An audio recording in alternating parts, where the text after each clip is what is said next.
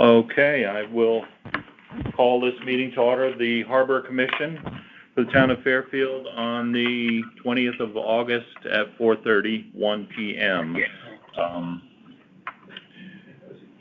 We'd like to have a pledge of allegiance. One number. The recording. I pledge allegiance to the flag of the United States of America and to the republic for which it stands, one nation, under God, indivisible, with liberty and justice for all. Thank you. Okay, so we definitely have a quorum. To my listing, we only are missing Bill and Belinda.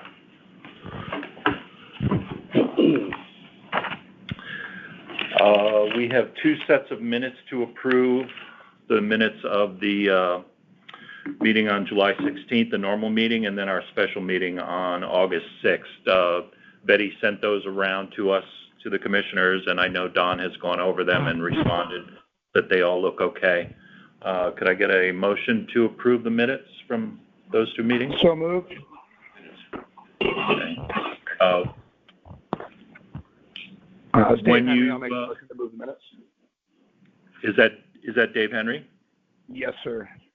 Okay. Do you want a second then, Jeff? Okay, sorry. So moved and seconded. All in favor, say aye. Aye. Aye. The minutes are approved for posting. I'm going to turn it over to Don Hyman, our chairman, for the chairman's report.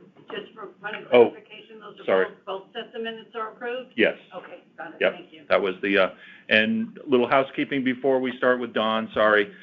We are going to bump the new business in front of the old business today on request of civil engineers.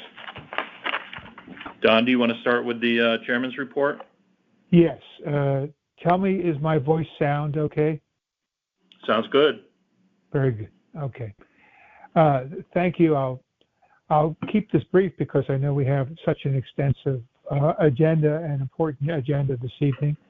And I appreciate, George, once again, you agreeing to chair the meeting today while I'm up here in the Adirondacks. It was 43 degrees when we woke up this morning at 7. Nice. Anyway, item 1, a telephone conversation with Viola Haynes, the finance director of the Connecticut Port Authority. This is someone who others have enjoyed a good rapport with. Jeff Stedman in particular has worked with Viola on a number of items, and we in general have very good rapport with the Connecticut Port Authority. But in the course of following up with me on some other conversation that I got just as a routine chairman of the Harbor Management Commission, she asked about the refund of the $266,000 grant awarded to the town in 2017. And as commissioners will remember, Jeff and Betty and Bill Hurley and others perhaps have been working to do an accounting of certain costs related to this grant before it gets refunded to them. And Ms. Haynes is quite aware of that and understanding of all that. But she did point out it's been about 7 years. That's kind of a long time. And it's my hope that we can wind this up as quickly as possible and refund this money to them. We've gone through every exercise possible to see if there were other ways that we could use this money. And some very thoughtful work was done by Jeff and others, but it's not possible to do. For a number of different reasons, this money has to be refunded. And it's not like our 7-year delay is going to undermine our credit rating or something like that. That's not the issue. It's just good housekeeping.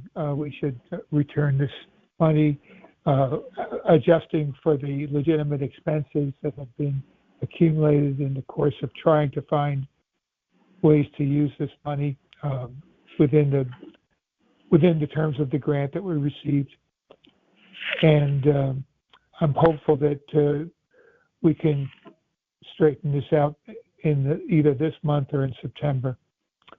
While she was on the phone with me, we talked about the dredging inventory. This is an inventory of dredging in addition to the mouth of the harbor that the Army Corps is working on, other sites. And I understand that Jeff has completed that with Bill.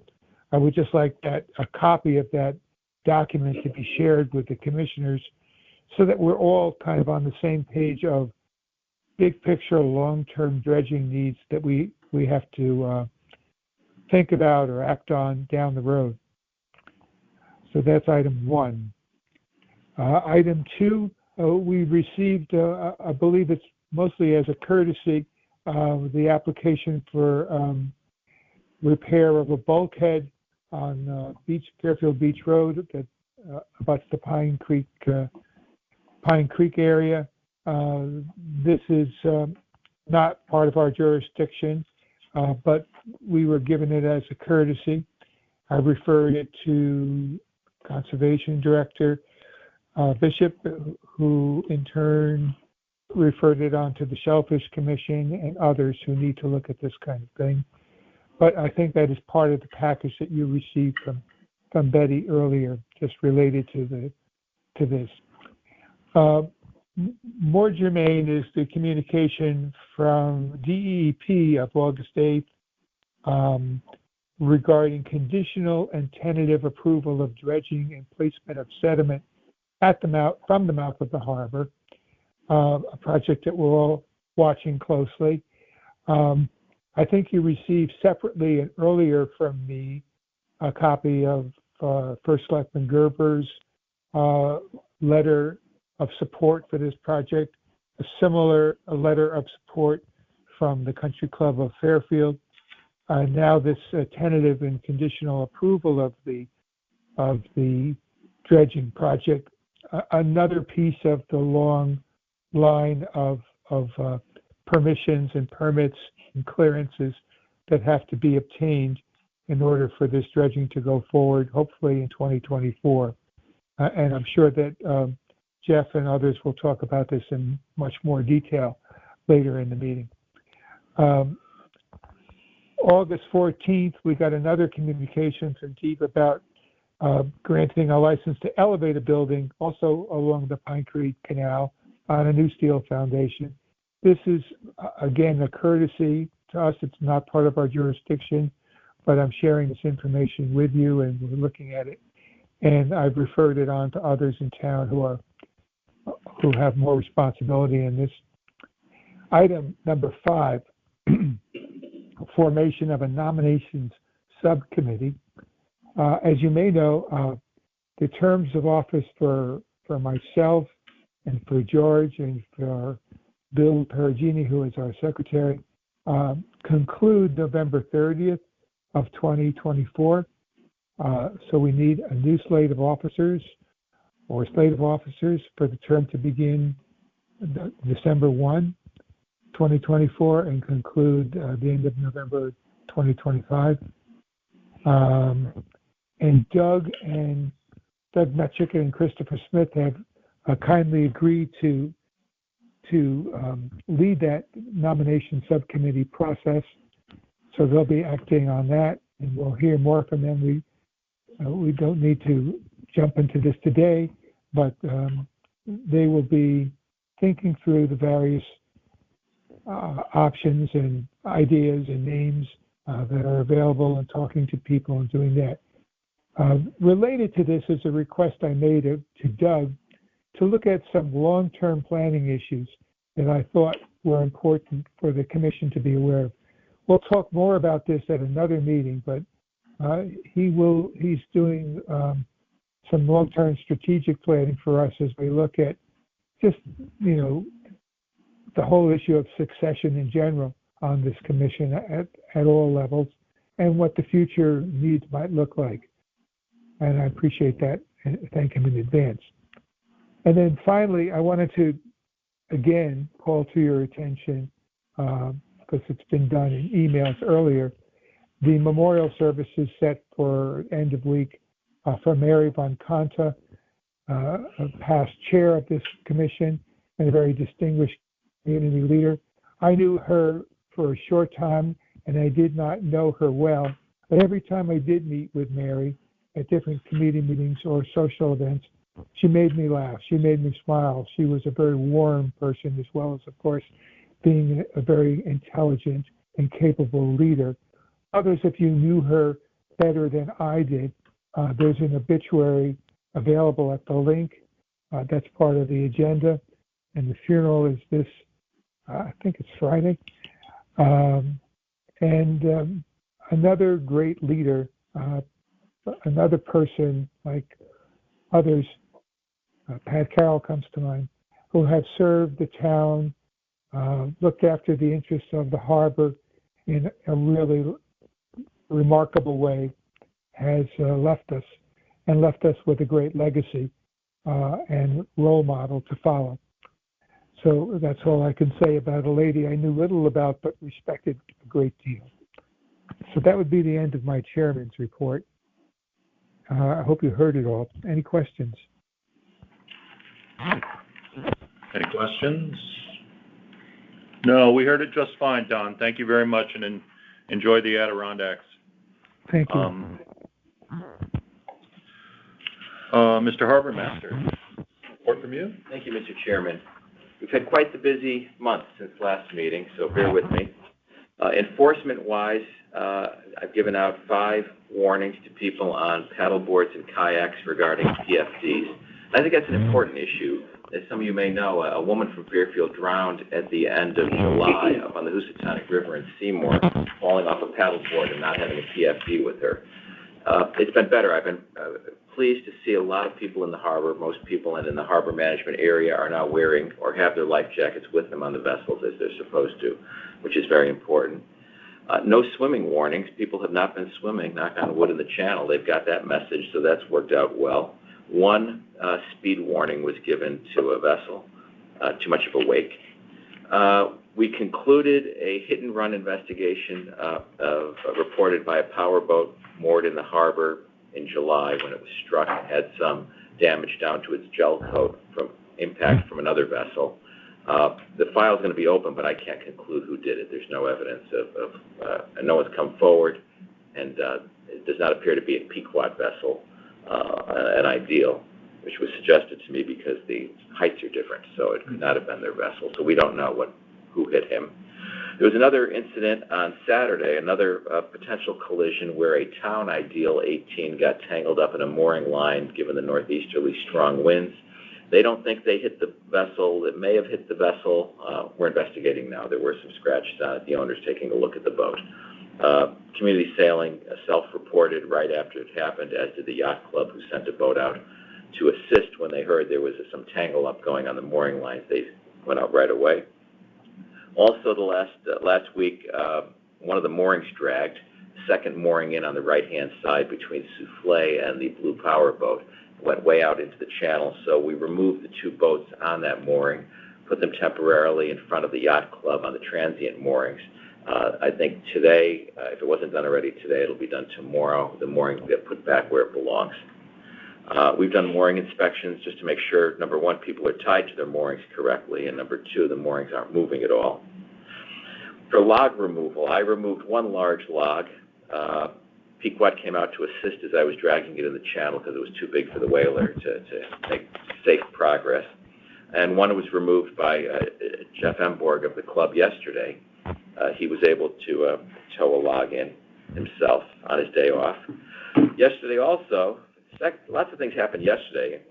Green 11 broke off and was missing. It was reported on the beach. So Deputy Harbor Master Dean spent over an hour looking for it, located it finally, and then the Yacht Club sent out with him one of their larger boats because the whaler's too small again to pull that in before it floats away and someone thinks it's an actual green marking where it doesn't belong.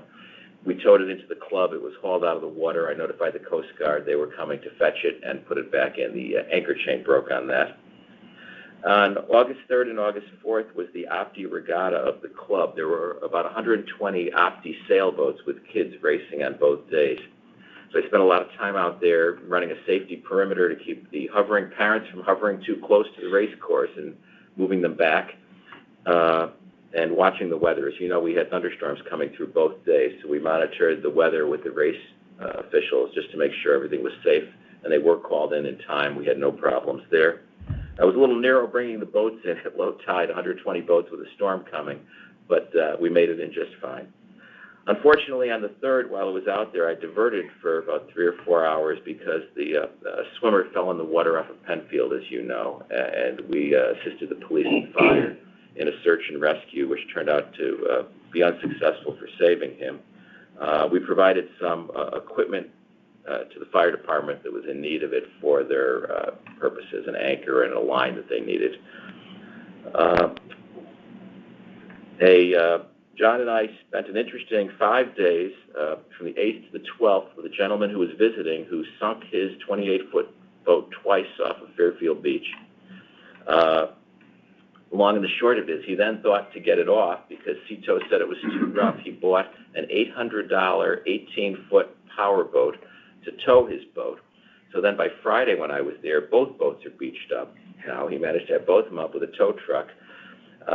By Saturday morning, he had the tow trucks again trying to drag the big one towards the water. He got his pickup truck out on the mud flats trying to drag his smaller boat until it was getting stuck.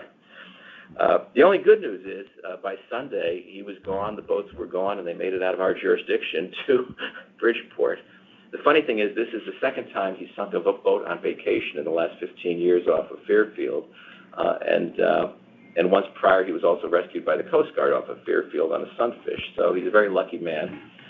But he comes to Fairfield every year, so we can't wait for next year to see what he thought that digging a hole at high tide and burying an anchor with that storm that came through would be sufficient. And of course, the boat sat on the mud at low tide. When the tide came in, it didn't float. The waves filled it up with sand. Twice he had to bail it. Engines went underwater. It's a long story, but we have pictures.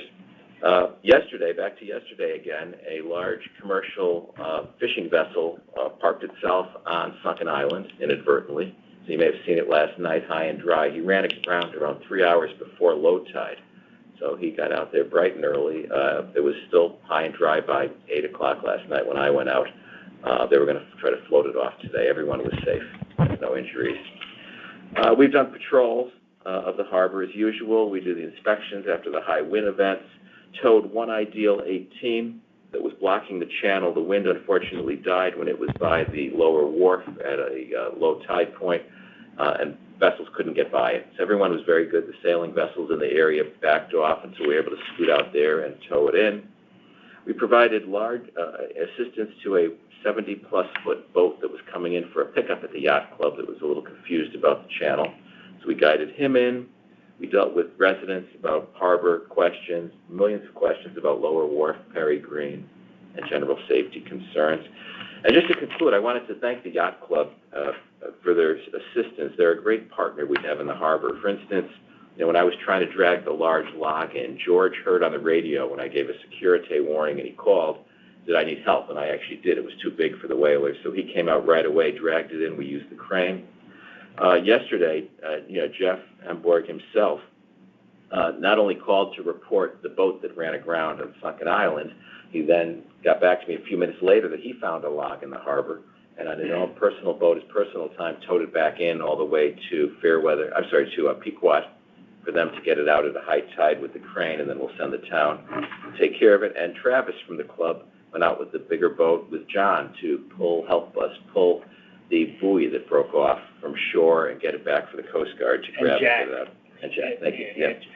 So it's been great. It's a good team down the harbor, and they're a great set of eyes that reach out to us all the time when they see something so we can jump on it and get there if we're not there. And they're willing to offer assistance whenever we need it with something big and heavy and important. And as well as people get in trouble, like I said, that Ideal hit, I got tangled up in the mooring line and a boat. They were out there within seconds of hearing it on the radio when someone reported it, knowing that they could be of assistance. So that is my report, Mr. Chairman. Thank you. Hopefully we'll have a quieter month. Any questions? I have a question about the mooring. Was it a helix mooring that No, it wasn't. drifted? It was just a regular mushroom Okay. mooring. So it's an area where it could slide towards the middle. So when that happens, we look at it to see whether it needs to be a bigger one put in there, maybe adjust it a little bit so it doesn't do it again. It's the first time since I've been harbor master that one's moved, even in storms. So I don't know what happened. If someone may have pulled it with their boat, trying to do something. There's always the possibility that someone, Which was the green buoy? It was 11, the green 11, which is an important one, as you know. Yeah. Yeah. One of the most important ones coming out is that guides where you have to make the turn. And it's the chain that broke off. The shackle and the buoy itself were just fine. They just ripped its chain off. But just south and west of that is Direct. flats. You don't want to go there. Within a foot of that buoy, as you know, you're talking just a little bit of water. Yeah. Yeah. So that's why I told the Coast Guard if they can get out sooner than later. I know they've been busy with what's happening. There were 2 propane tanks already found that came down from Seymour from the plumbing supplies. There may be more out there. And we've notified all the boats that have moorings, both the town moorings and the club moorings, just that there have been some debris in the harbor, and there may be some more. Just keep your eyes open, and to watch out for number 11 being missing until it's replaced. Great, thank you very much. We are going to move the new applications part onto to now. Repair and building of the bridge over Sasko Brook at 408 Greens Farms Road. There has been a application submitted. Jeff, do you want to speak on this before we hear from Mr. Shepard? Mr. Santiago, also from the engineering department, is here. I just might mention that this is a pre-application submission for the Harbor Management Commission's pre-submission consultation. Remember the application we looked at from the Pequot Yacht Club some months ago, prior to them submitting an application to DEEP. So this is submitted to the Harbor Commission for pre-application consultation. It affects the Harbor Commission's jurisdiction, which goes upstream on Sasko Brook on the Fairfield side, up to what used to be the Bulkley Pond Dam at the Post Road. That's the extent of the jurisdiction on Sasko Brook. So this project involves both the town of Westport and the town of Fairfield. And I guess I'd defer to Mr. Santiago and the engineer who's on the phone to just give a brief description of the project. I think our role, as we've done with other such pre-applications, is not to judge it up front, but to have no objection to it moving forward to an application to DEEP, with reserving the right to continue to review it.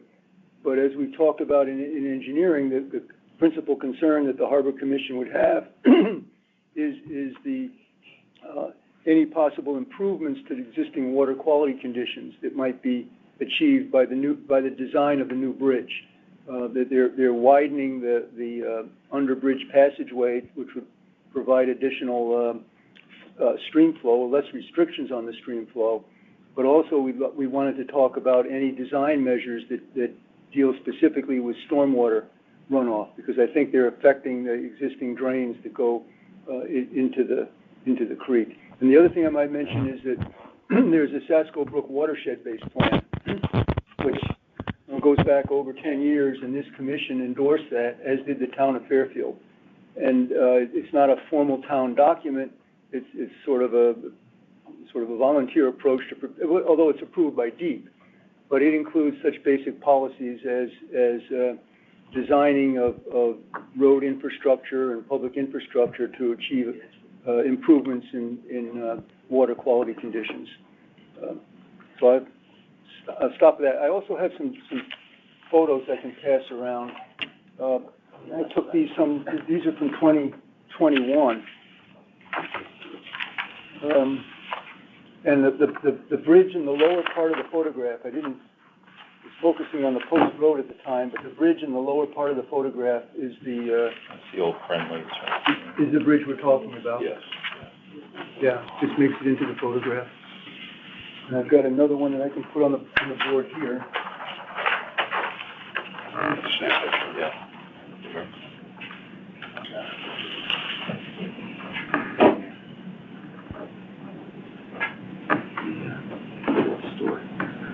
know, Anthony, do you want to have anything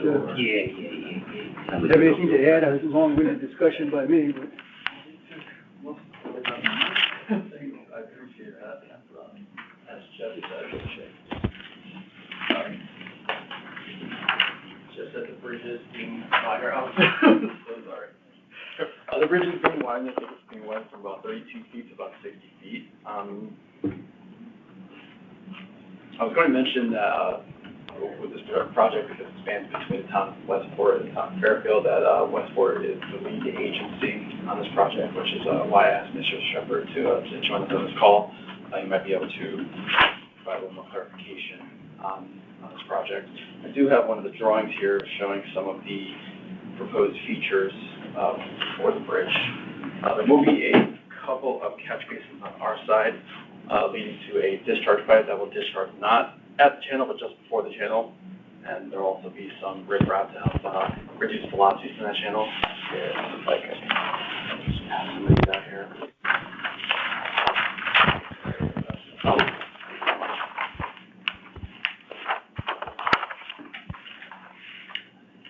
How is or maybe Mr. Shepherd wants to answer this, but how is the runoff going to be handled now any different from the way it will be handled under the new bridge? Hi, everyone. Can you hear me? Yes. Awesome. So the runoff really won't be changing too much. We're basically including a few more catch basins and moving the outlet a little further downstream just to accommodate with the new kind of bridge width that we have. So honestly, it does help with drainage a bit because our designer looked at, what could help improve the drainage wise from the ponding that was kind of going on at the Sasco Creek open space area. And they looked at it and decided that adding a few more catch basins would help with that drainage.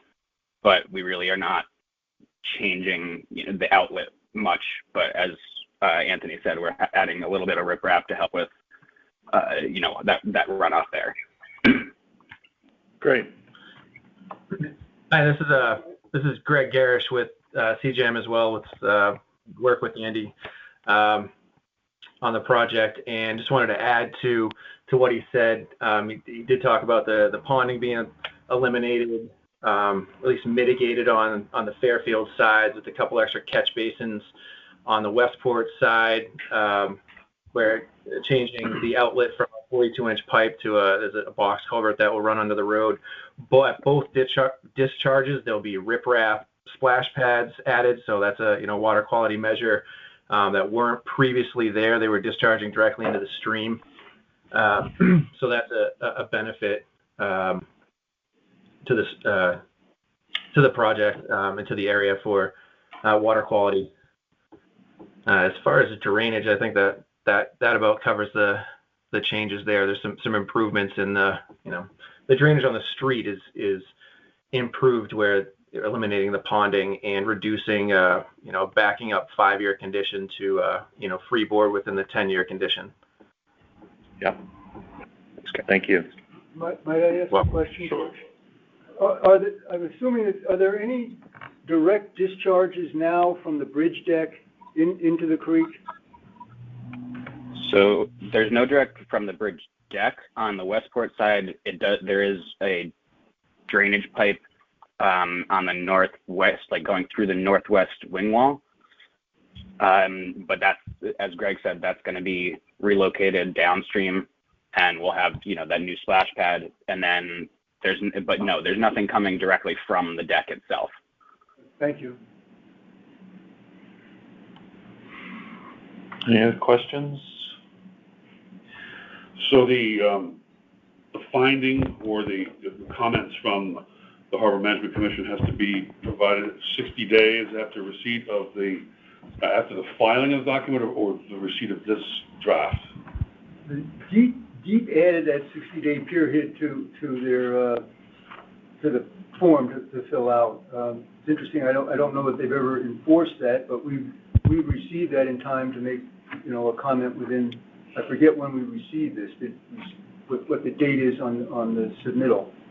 But my thought was, unless there's additional information, Chris, that you think is necessary, that the commission, based on what it knows now, would have no objection to the application moving forward, to a permit application, or the plans moving forward to a permit application with DEEP, while reserving the right to continue to review it during the regulatory process, and also at such time, this would have to go out to a public notice at a certain period of time. But I don't know, at least unless Anthony sees something different, that there would be any objection to it moving forward now.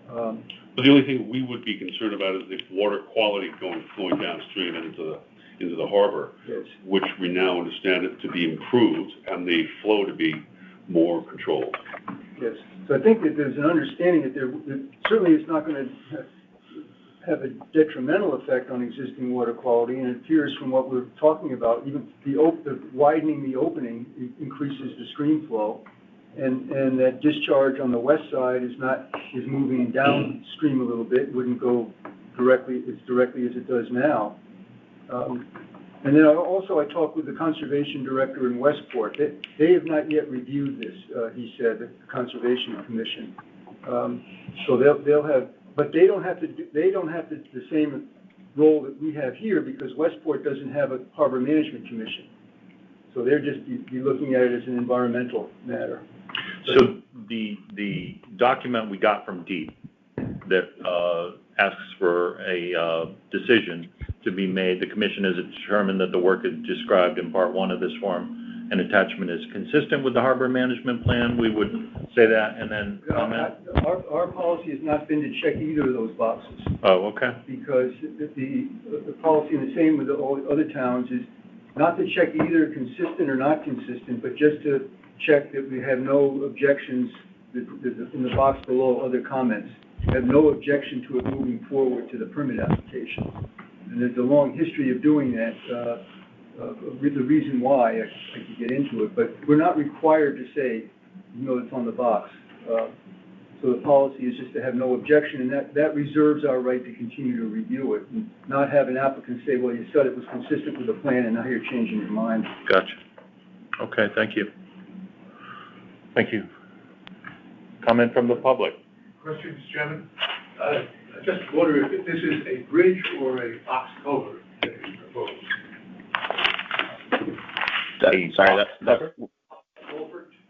Box culvert? Mr. Shepard, can you answer that? Did you get that question? So are you asking if that's what we're proposing is a box culvert? No, what I'm concerned about when the project is, well, two things. The design of the structure with respect to the river herring spawning runs. If the work is done in the winter, spring, how will the project accommodate passage? And if the structure is going to widen the channel, will there be any point of concentration within that channel that'll give at least 2 feet of water depth for the fish moving upstream? Yes, so we should have sufficient cover for the fish and for travel. Throughout, one of the requirements federally is that we have to have at least 50% of the channel open at all times. So we do have, I think, that plus some even during construction when we have some protection in as we're demolishing the existing structure.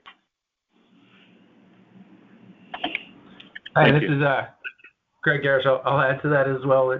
What Andy said is that the 50% is correct for the river channel is required to be open. That's through National Marine Fisheries of Central Fish Habitat coordination that we're required to do for the project and has been initiated. We've had coordination with NIMS to this point, and the plans reflect that. So there's been a lot of coordination with the with federal and state agencies, DEEP and National Marine Fisheries, to make sure that the wildlife is appropriately taken care of. So the herring was certainly a concern that came up and has been coordinated with National Marine Fisheries to get their approval. Thank you. You're welcome.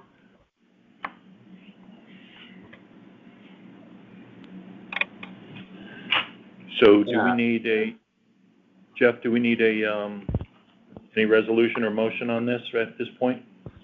Well, my suggestion is just a motion to have no objection to the plans, the pre-submission plans, moving forward to an application to DEEP, while reserving our right to continue to review as we may get more information. And maybe we could also, as a comment, put in our interest with respect to improvements to water quality and conditions that we would hope would be achieved with the new bridge. Good. I would entertain a motion that we return this document to DEEP with the stipulations that Jeff has said of no objection and our continued review of it. So moved. Moved by Chris.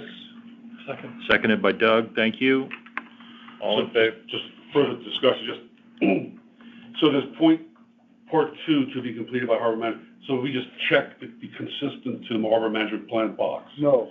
No. We're not going to check, and I can explain why in a bit, but there's a box below that says see attached, I think. Yep. That's the only one that we would check here. And the reason is, and this has been experienced in other towns, when harbor commissions have checked the consistent with the harbor management plan box at the beginning of this process, and then during the process, the commission finds something that, that they didn't realize.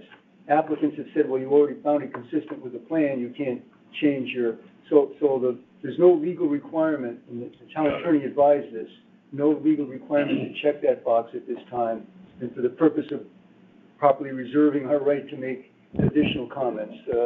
Because conceivably, you could find the pre-application plans consistent with the plan, and then something changes, and you, we just provide a letter of no objection to it moving forward. Yeah. That's my response to that question, Chris. That's great. Thank you. We still have a motion on the floor to return this document with no objection or no objection with these comments. It's been seconded. Can I get a vote? All in favor, say aye. Aye. Aye. Don's voting aye. Okay. Thank you. Moving on to, thank you, Mr. Santiago, for coming in. And the gentleman on the phone, thank you very much. Thank you very much, guys. Have a good night. Good night. Moving on to old business on the agenda, the Lower Wharf two-sign public safety and risk management update. Don wanted to say a few things about this. Don, can you hear us? Yes, I can hear you fine. So George and myself attended a Historic District Commission virtual hearing on August 8th regarding our two-sign approach for safety and risk management at Lower Wharf. This is the very same application and all the same content that has been reviewed several times by the Harbor Management Commission. The same poster design, the same content, the same messages, and the same locations. The Historic District Commission members had no problem with the messaging on it or the locations that have been suggested, that is within the yacht yard and at a certain point on the water lot adjacent to Lower Wharf. They had issues, small issues, very manageable issues with things we didn't anticipate. Typeface and font. They wanted something with a serif. And we were quick to agree that, yes, it could be changed to Times New Roman, and we would be fine with that. The size of the type had to be consistent with the Americans with Disability Act or its Connecticut counterpart, which I can't remember right now. And we said fine with that too. So we have been checking our meat that may allow us the size of the sign a little bit, which is something that they were interested in seeing. George is talking with our sign vendor to see if we can come up with a mock-up of the sign with the Times New Roman typeface and in a size that's slightly smaller than the present size that we've proposed. That size, by the way, replicates the existing sign at Yee Yacht Yard that you probably noticed that says "Welcome to Yee Yacht Yard." It's right there at the beginning. That sign apparently was never approved by the Historic District Commission, nor were any of the other signs in Yee Yacht Yard approved by Historic District Commission. And those are the signs we used as models. But I think the only thing we may have to adjust when we talk to them again is the size of the sign that goes in the Yee Yacht Yard area that people would walk by as they walk to the entrance of Lower Wharf. That might be slightly reduced. And that seems to be the only big issues that we need to talk about with them next. I have a phone conversation later this week with Adam Cliver, and George has been working on the trying to meet their to give them what they want in terms of a mock-up. They asked for a mock-up of how it would look. That's all for me. Did I miss anything, George? No, I'll go on to talk about the mock-ups. We did hear from the sign vendor. He's been very busy due to the weather, installing, being pushed off and stuff, but he gave us a quote of $115 for 3 mock-ups. One would be the 3x4 or 4 feet tall, 3 feet wide sign that would go by the kayak racks, and then a 24-inch by 18-inch sign that would go by the on the water lot. And after discussing with the other Lower Wharf subcommittee people, we decided to go with a third mock-up, being about 10% smaller, 10 to 15% smaller, to show them if they reject the larger sign. We want to make sure that the font is big enough for people to easily read and recognize going by, but not have a big billboard there. So that's where we're at, and I've asked him to produce those mock-ups. We'll need to build frames, which I can do, just to put them in place and take pictures of them. But we should have those mock-ups hopefully within the next week or two. Right. And as I said, I will be talking with Adam when I get back to Connecticut, and I'll tell him what George has just stated, and we'll go forward from there. But it's been very cordial and helpful. Thank you. Mr. Stedman, is Mr. Hurley here For the Lower Wharf repair update? No, but Anthony is going to talk in Bill's place. So Raise Coastal presented us, Raise Coastal Engineering has presented us a proposal.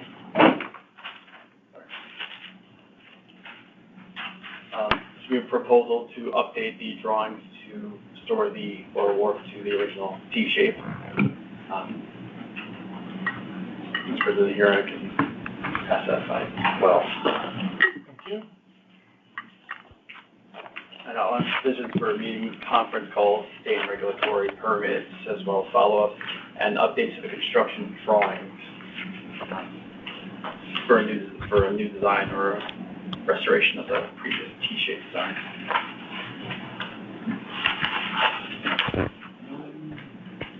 Great.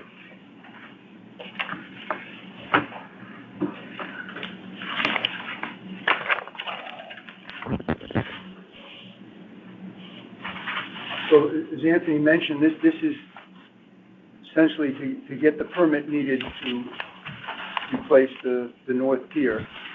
And also that the bulk of this work in terms of its cost is for the construction drawings. And when we talk about this, it's our understanding that the funds for this work would come from the grant. It's not from the Harbor Management Commission's budget.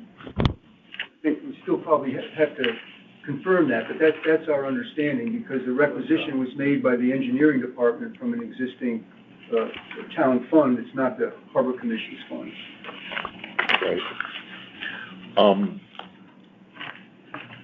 There was a specific amount we requested in the SHIP grant?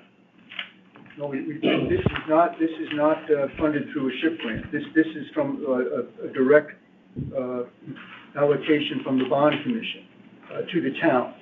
And when we filled out that application, it included an amount for permitting. Great.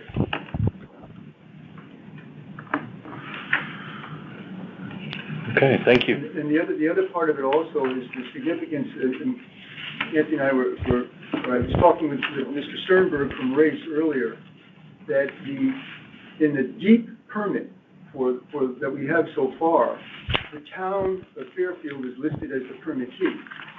The Harbor Commission provided the funds for preparing the permit applications. In the Corps of Engineers permit for approval for the work, the Harbor Management Commission is listed as the permittee. Don't know if that has any significance now, other than the Harbor Management Commission, I believe, should reach agreement or have no objection to this allocation for town with the understanding it's not from the Harbor Management Commission's budget. It's from the amount allocated by the bond commission. Didn't we vote on this already? Yes, to allocate this money or did we vote to allocate money for the estimate? Yes, we allocated money to go ahead with the permitting to restore the entire pier, but we didn't have a cost estimate at that time. This is something that. Okay. What the date is, Anthony? This is since our last meeting, August 7th date. And just to be clear, this cost estimate is just for the design and permitting of it? And the construction drawings. And the construction drawings.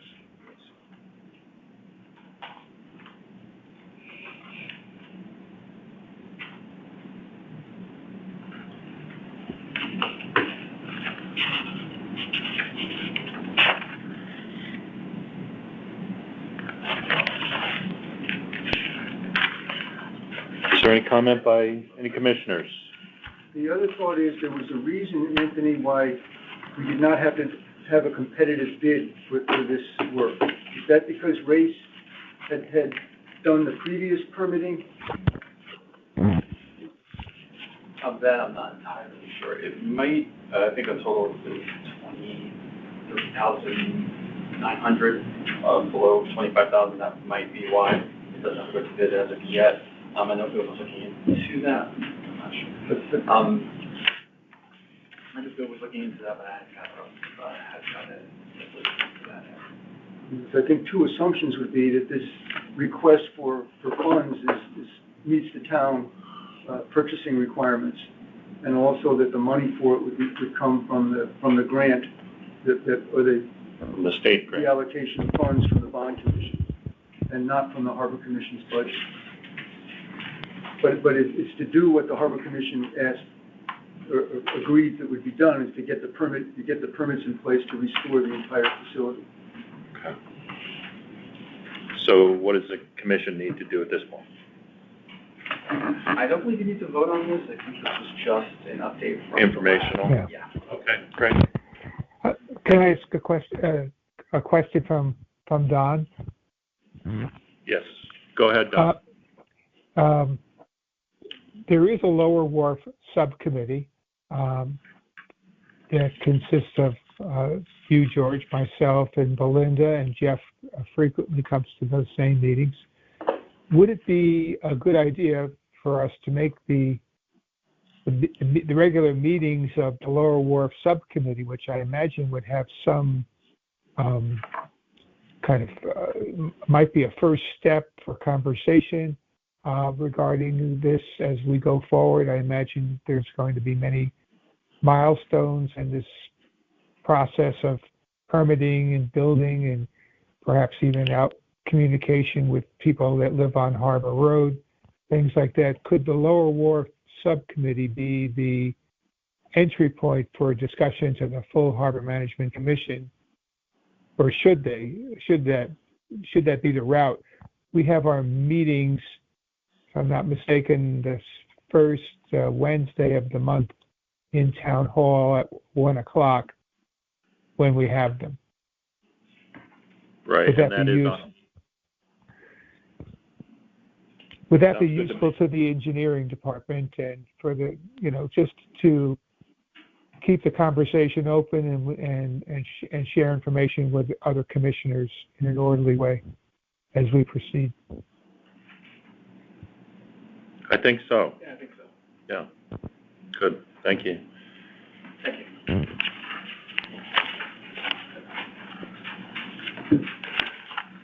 Do we want to go on to sand management? There are some matters to discuss and act on for sand management. Do you want me to? Yeah, could you bring us up to date on the what's been going on with the DEEP and the botanist? And I think there are two items for the commission to vote on tonight.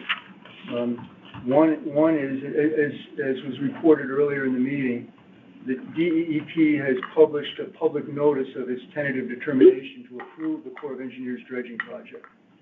And part of the significance of that is that the project as proposed calls for restoring the 100-foot width of the channel. So we've never got to that point yet before with DEEP. And what's interesting in this announcement is that they made the announcement for the 30-day comment period without having a mitigation plan in place for the potential impacts on the grass species that are of concern. So the approval notes that an analysis and a evaluation of the affected grass species will be conducted by the Harbor Management Commission in August, and a mitigation plan will be developed in consultation with DEEP and for approval by DEEP. But they did not delay the issuance of the notice before that's completed, and I think that was a big step. So one, and I can go on about what we've done about that, but the first item I think is, when the Corps of Engineers issued its environmental assessment, the commission approved a motion to support the dredging project and for the reasons that we talked about at the time. And my thought is that in response to DEEP's public tentative notice of approval of the state application, we should reiterate we should be on the record as supporting the project for the reasons that we previously stated. So we should respond to that public notice, in my opinion, with a formal statement of support for the project and the reasons why, and those were all stated in the response to the Corps' notice. Good. Okay. So that would be one item I think that the commission would want to move to do. The other part of it is last week, and you know what, we was it the special meeting? Yes, August 7th, was that the special meeting? 6. The commission authorized $3,500 for a botanist to do an assessment of the vegetation. And we did that on short notice, and we retained, again, thanks to Betty for going through the paperwork and getting the funds properly allocated to do this. But the botanist came last Wednesday, and we spent most of the day walking over the sand shoal and flagging the plants that are of concern. Very, very interesting. There were two people from the Corps of Engineers who came. Kim, of course, joined us, and myself, and Scott from the engineering department was there for a period of time. And so we flagged around the outside perimeter of the grasses and the plants that are of interest. And there's two, without going into the whole thing, it was quite an exercise to do in the hot sun, but we completed that. The next day, the survey crew of the town was on site and prepared a survey drawing, surveyed the points around the areas that we flagged, and created a drawing showing the locations of the affected plants. And at risk of going on too much, the rarest plants, interestingly, are not within the dredged area. So that the deal with those, we have to avoid them during the dredge work. The other plants, the beach grass, the beach panic grass, not the beach grass, it's called beach panic grass. There are dense populations of those within the setback area. So we have to figure out how to deal with that. So that drawing was completed. It was actually just amended today or updated today based on comments from the botanist, provided to the Corps of Engineers, then provided to the person at DEEP who has the most to say about the mitigation, who's going to visit the site on Thursday. So we're going to interact with that person on Thursday, and that will go a long way to determining what the mitigation has to be. But one thing I wanted to say is that we should acknowledge, I think for the public record, is the assistance that the engineering department has provided on this on such short notice, including the survey crew for most of the day last Thursday. They did have a summer intern that was helping, and I took photographs of him and told him that I was doing that because if anything goes wrong, we'll all blame him, and he appreciated that. But they've prepared an updated map that will be the subject of discussion on Thursday. However, this is the other thing to vote on, I think. We don't know, based on the discussion on Thursday, if there's going to be any additional work required of the botanist, including work to supervise the mitigation when the dredging is ongoing. So with the possibility that we may have to move forward as quickly as possible, the thought was, and Kim, this is what Kim suggested, is that the commission authorize another $3,500 for currently unknown work, if it's necessary to do that between now and the next commission meeting, so that we wouldn't have to, Correct, and there is a possibility that DEEP has a botanist or someone on staff that qualifies. The Army Corps of Engineers has someone on staff that would qualify with DEEP to do this work, so there's possibility that it. But we don't know, again. Correct, yeah. The unknown about what might transpire. At this point, we don't want to. On Thursday. Stumble because. Yes, if there's some additional work that DEEP requires us to do, having to do with botany, but beyond what we've already contracted with the botanist to do, we would want to have that agreement, in place as quickly as possible. Absolutely, yeah. But it's all dependent on what.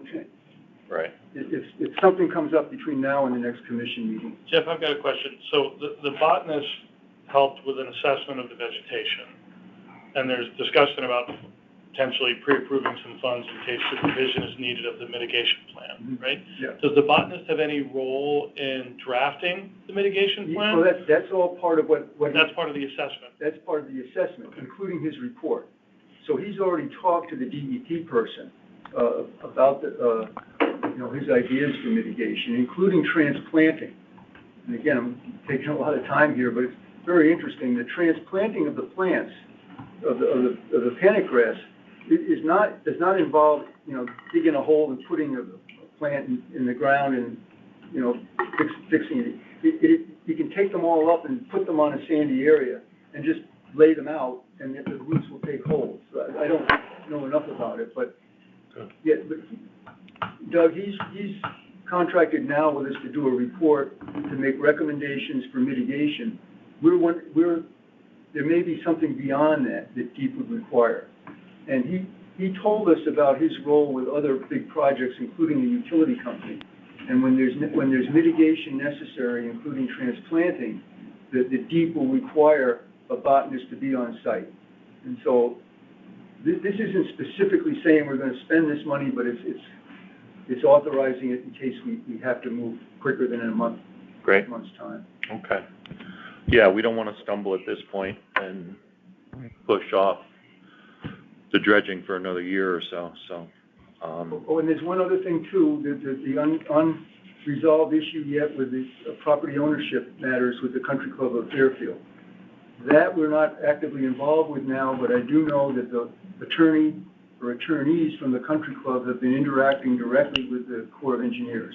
That's all I know about that. And also there's been communication between the Corps of Engineers and the town attorney. So how that gets resolved, we're out of that right now. But that's separate from the DEEP approval of all this. Right, that would only be, the Army Corps of Engineers would be concerned with, right? Yes. Yeah. So the two actions would be to authorize an additional $3,500 if necessary, and to agree to provide comments in support of the DEP's public notice of the same sort that we provided for the environmental assessment. And you would be able to write that? Yes, that would be easy to do. Okay, so, any questions from the commissioners on?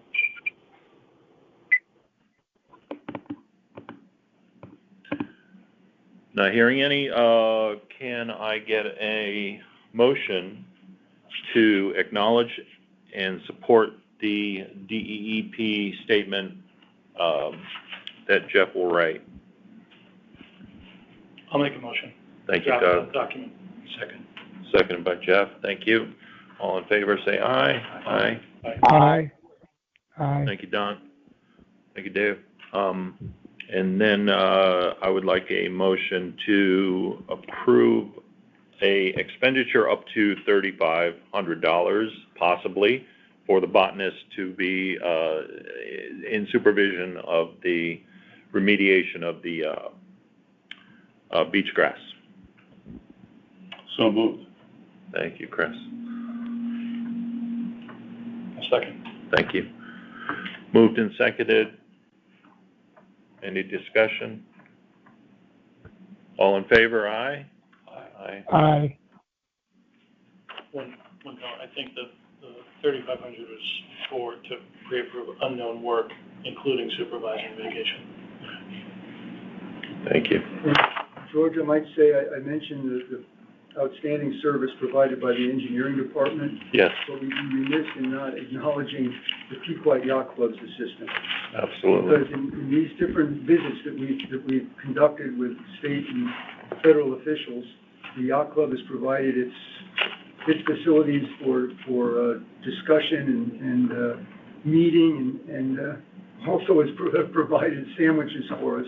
Wow. It's really an example of again, the partnership between the Yacht Club and the Harbor Commission for managing the harbor in the public interest. Right. The commission absolutely agrees that the Yacht Club has been very helpful. Number 4 on our old business is the pending application of the Porsche dealership at 2190 Post Road. At this point, if there's anyone from the applicant's team that would like to speak, we would welcome that.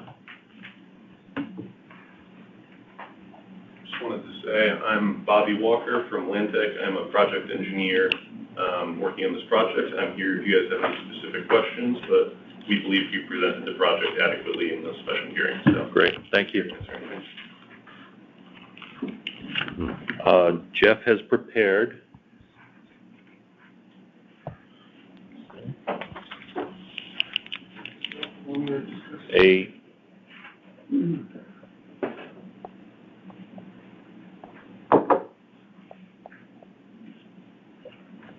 Jeff is passing out, for those of you on the phone, Jeff is passing out the statement that we will discuss on the Harbor Commission's response to the application. Just a quick comment. Jeff was very kind to share a digital copy with me just at 4:30 when he arrived at my request. And I have forwarded that to others who are on the line now in your email. It's not on the town website? No. No, it won't be there yet, no. It's draft, it hasn't This been. is a draft that we have to vote on. It's a draft for discussion to see if there, Discussion. and it's not put on the website because it was not sent out with the minutes. It was for discussion today. I would like to say one thing before we start to discuss this, George, if I might. Yep. And that has to do with, and the chairman mentioned the passing of Mary Von Conta. And I'd just like to say, you know, Mary was my good friend for many years, and she had a very important role in the remediation project on the Exide property. And when the in-water remediation was first proposed, I think I mentioned this to everyone, and I hope everyone can attend the reception for her on Friday after the church service at the Flight Yacht Club, when we can talk about this in more detail. But when the remediation of the river project was first proposed, Exide and its attorney, and there was a meeting in the high school and was well attended, they argued that the town had no town approvals were needed. That Exide was, be sort of sarcastic, the goodness of their hearts, they were going to inform the town what they were going to do. Mary stood up to them in that public hearing, and she said that wasn't acceptable, that the town has a harbor management plan, proposals that could affect the harbor management plan need to be reviewed by the Harbor Management Commission, and that was one of the most impressive things that I can remember.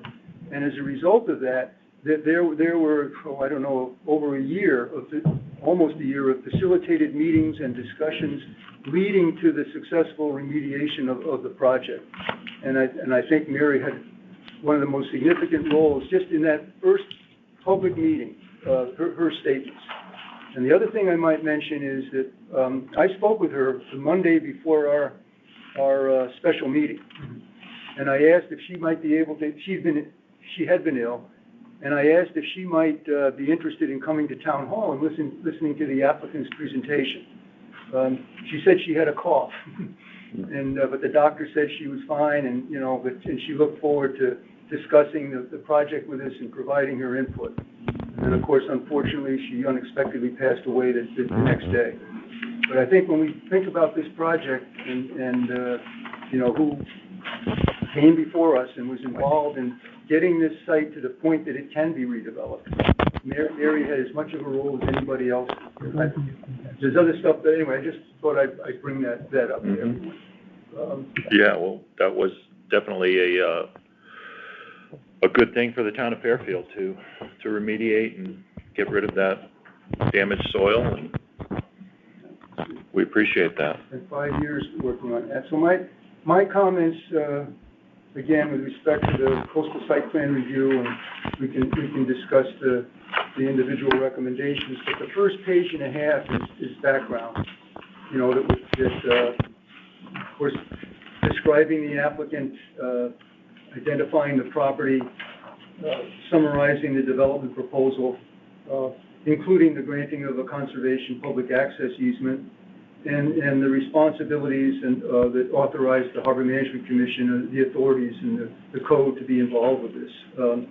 Also mentioned on the first page, just a brief summary of that the property is the site formerly occupied by the Electric Storage Battery Company, and the successful remediation of it. And I thought that it's up whether you wish to do this or not, but when we submit whatever you decide to submit to TP&Z, we might also include a copy of our presentation summarizing the remediation project, because I've imagined that members of the TP&Z, I know there are a couple who were involved, but I don't know the others, but that's, again, part of background. And then, with respect to the timing or the sequence of our review, we first considered the applicant's proposal in a preliminary form during the meeting on June 18th, 2024, including a discussion with the applicant's representatives. And then after that, the applicant submitted its formal application for coastal site plan review to TP&Z. And then that was referred by the TP&Z department to the commission on July 12th for review and comments. And then we convened a special meeting on August 6th, including a site visit, to continue our discussion of the project. So again, that's all background. And then I also, I believe that this is an accurate, this is what we talked about, and it's from the meeting minutes. When we had these discussions, we identified several issues or topics that we thought were particularly relevant for our review and review of the application. And one of the topics has to do with stormwater runoff. Another topic was the extent and the type of the public access amenities and opportunities provided along the river. And also we talked about the disposition of the bulkhead. In other words, what's the most desirable post-development character or appearance of the property, including the disposition of the bulkhead, which was originally intended to be a temporary structure during the in-water remediation. And then also the general concern that the site development may cover additional subsurface contaminations.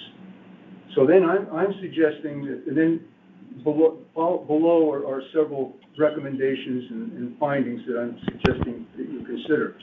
But the statement would be that during this meeting, we would approve a motion, or the commission would approve a motion to transmit certain comments and recommendations to the TPZ and the applicant. And then we list what those comments and recommendations might be. And the second part of the motion would be that, again, the commission reserves its right to continue to review this application. As additional information is provided, or the application may change or be modified, or the public hearing process is extended in some way. So that we would provide certain comments and recommendations, and then we'd also reserve the right to continue to review the application. And so of course, at the risk of going over what you're reading, I'll summarize what my thoughts are on this. With respect to water quality management, we have concerns about stormwater, adverse impacts of stormwater from impervious surfaces. The harbor management plan specifically calls for protection and improvement of water quality and best management practices to avoid runoff pollution, but that we would have no objection at this time to the proposed stormwater management system, provided that the engineering department determines it meets all town requirements for stormwater management, the DEEP determines that it meets all state requirements for stormwater discharge into coastal waters, and that an appropriate program of water quality monitoring in the river be required prior to, during, and post-construction to help ensure that site disturbances during construction do not release any subsurface contaminants into the river.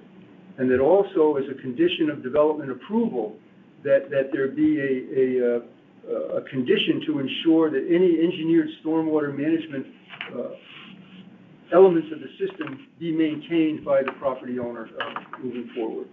So that was my suggestion for a recommendation dealing with stormwater management. No objection with those understandings or provisions, including the required monitoring prior to, during, and post-construction.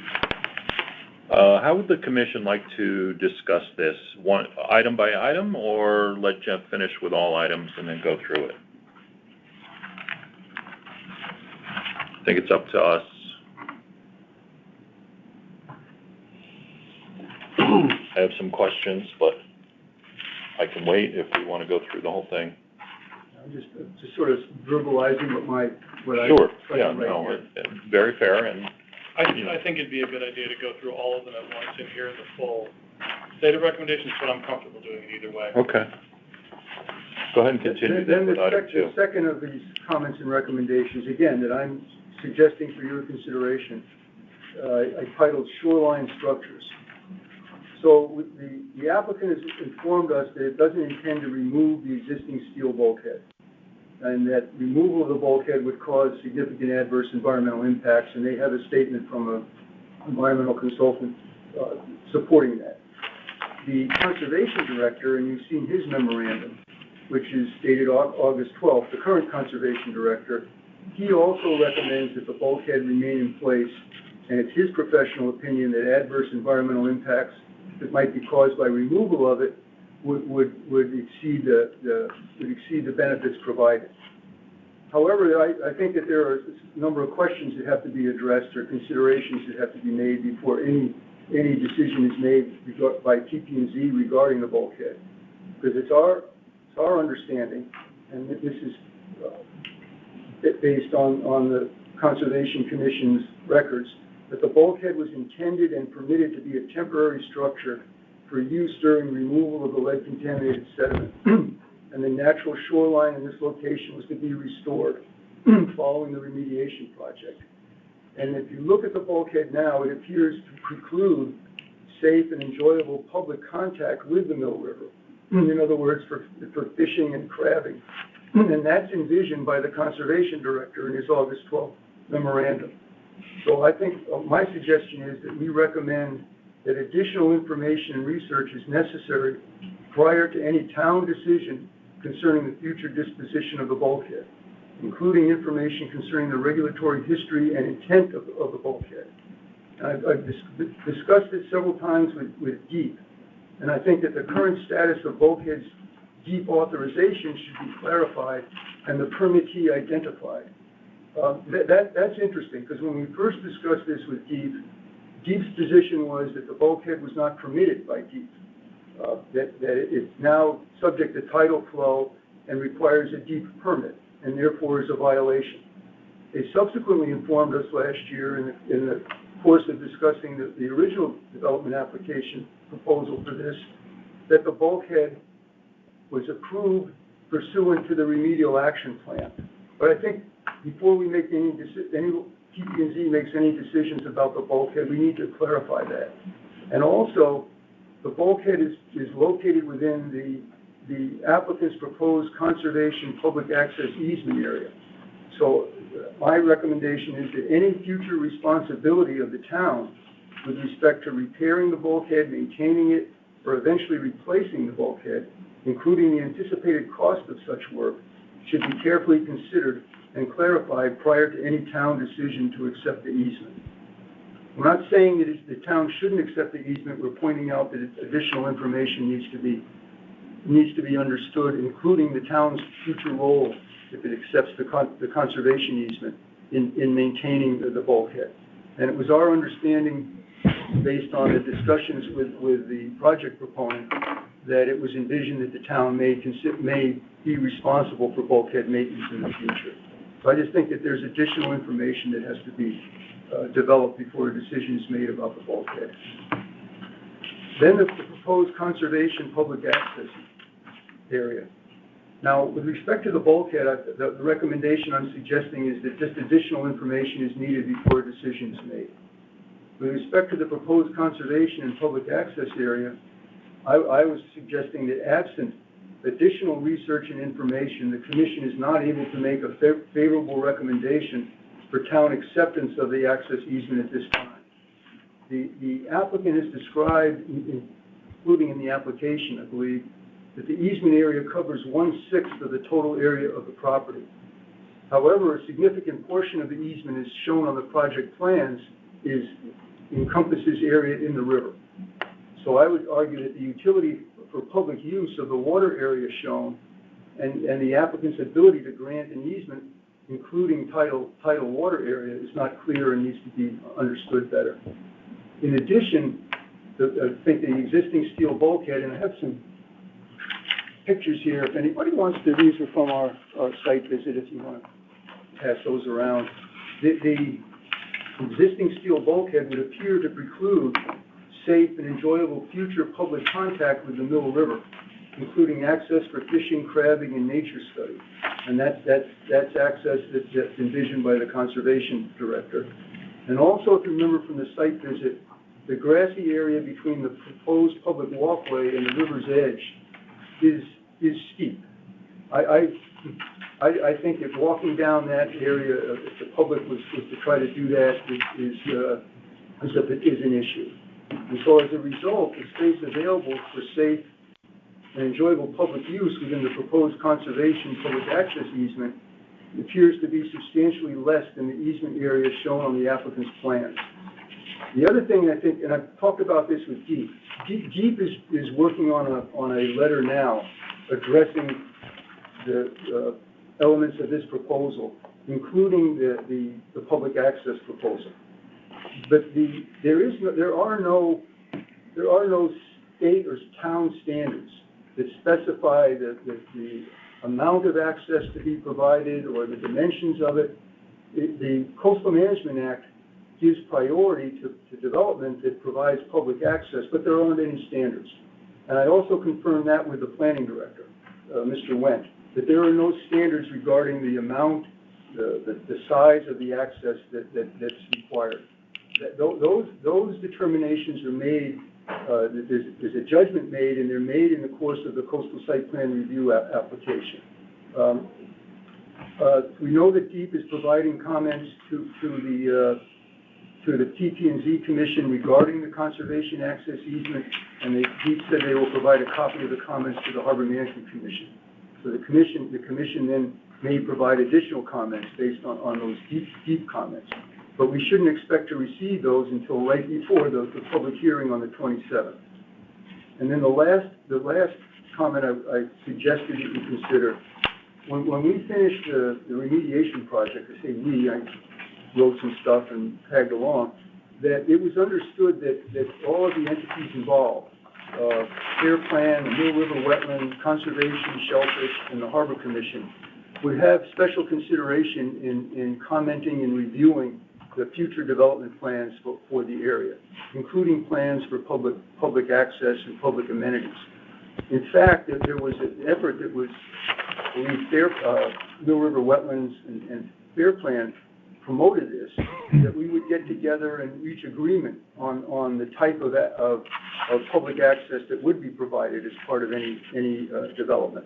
So I'm just saying at the end that TP&Z should make an effort to get comments from those entities that were involved in the remediation and consider those comments as part of the public review of this project. So that's my effort to stimulate discussion here. Well, thank you very much. It's very in-depth and well thought out, and you've obviously done a lot of work on this. And a lot of this was also, thought through in the course of the 5 years we were working on the remediation, envisioning that there would be development proposals in the future.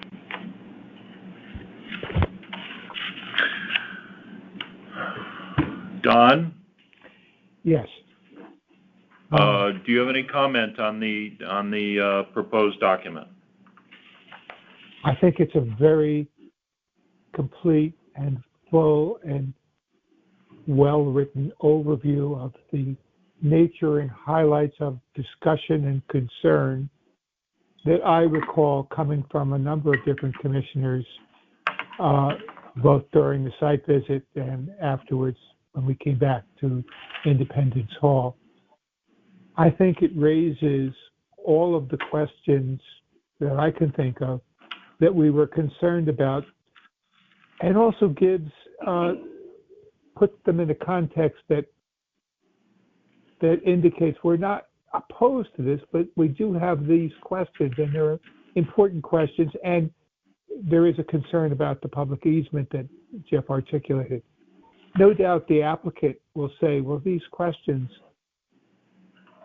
they may not be part of your purview, or the applicant will say these questions will take a lot of time to answer, and we have no time to waste in this project.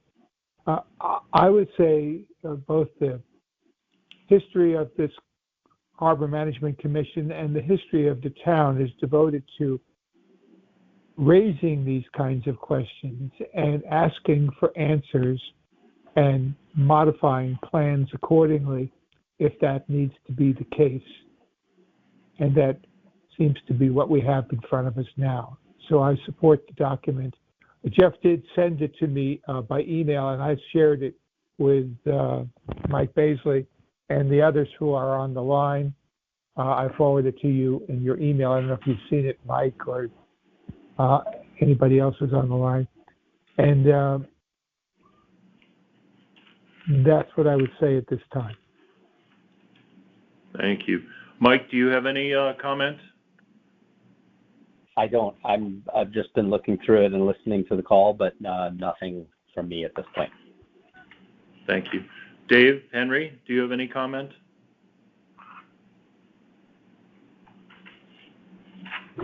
Sorry guys, took me a second to get off mute there. No, I am all set. Thank you. Okay.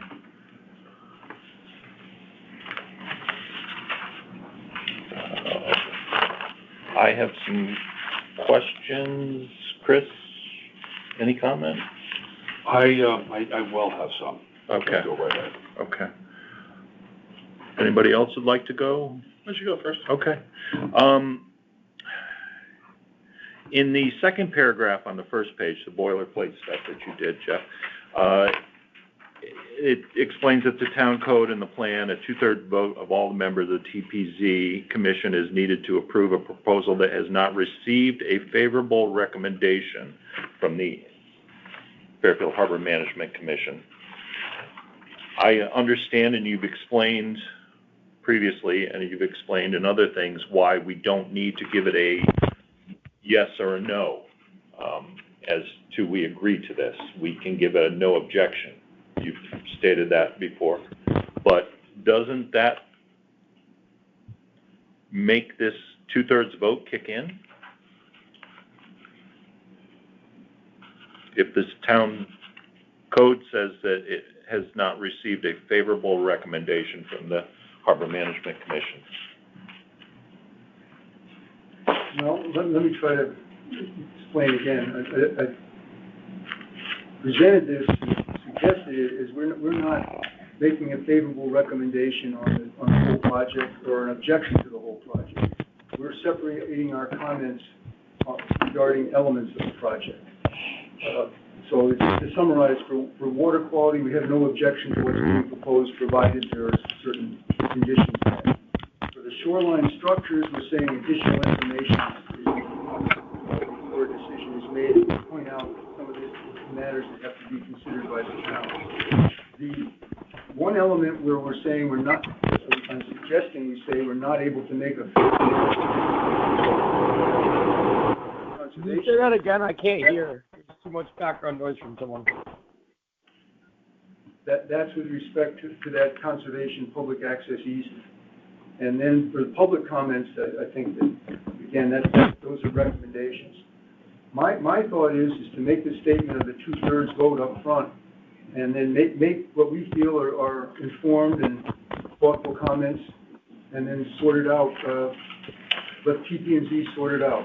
I agree that they should be the ones to be sorting out some of this stuff, and however, I think in your wording, you put down that the Harbor Management Commission is not able to make a favorable recommendation for town acceptance. I'm just worried about that language a little bit, being that our purview is how it affects the harbor.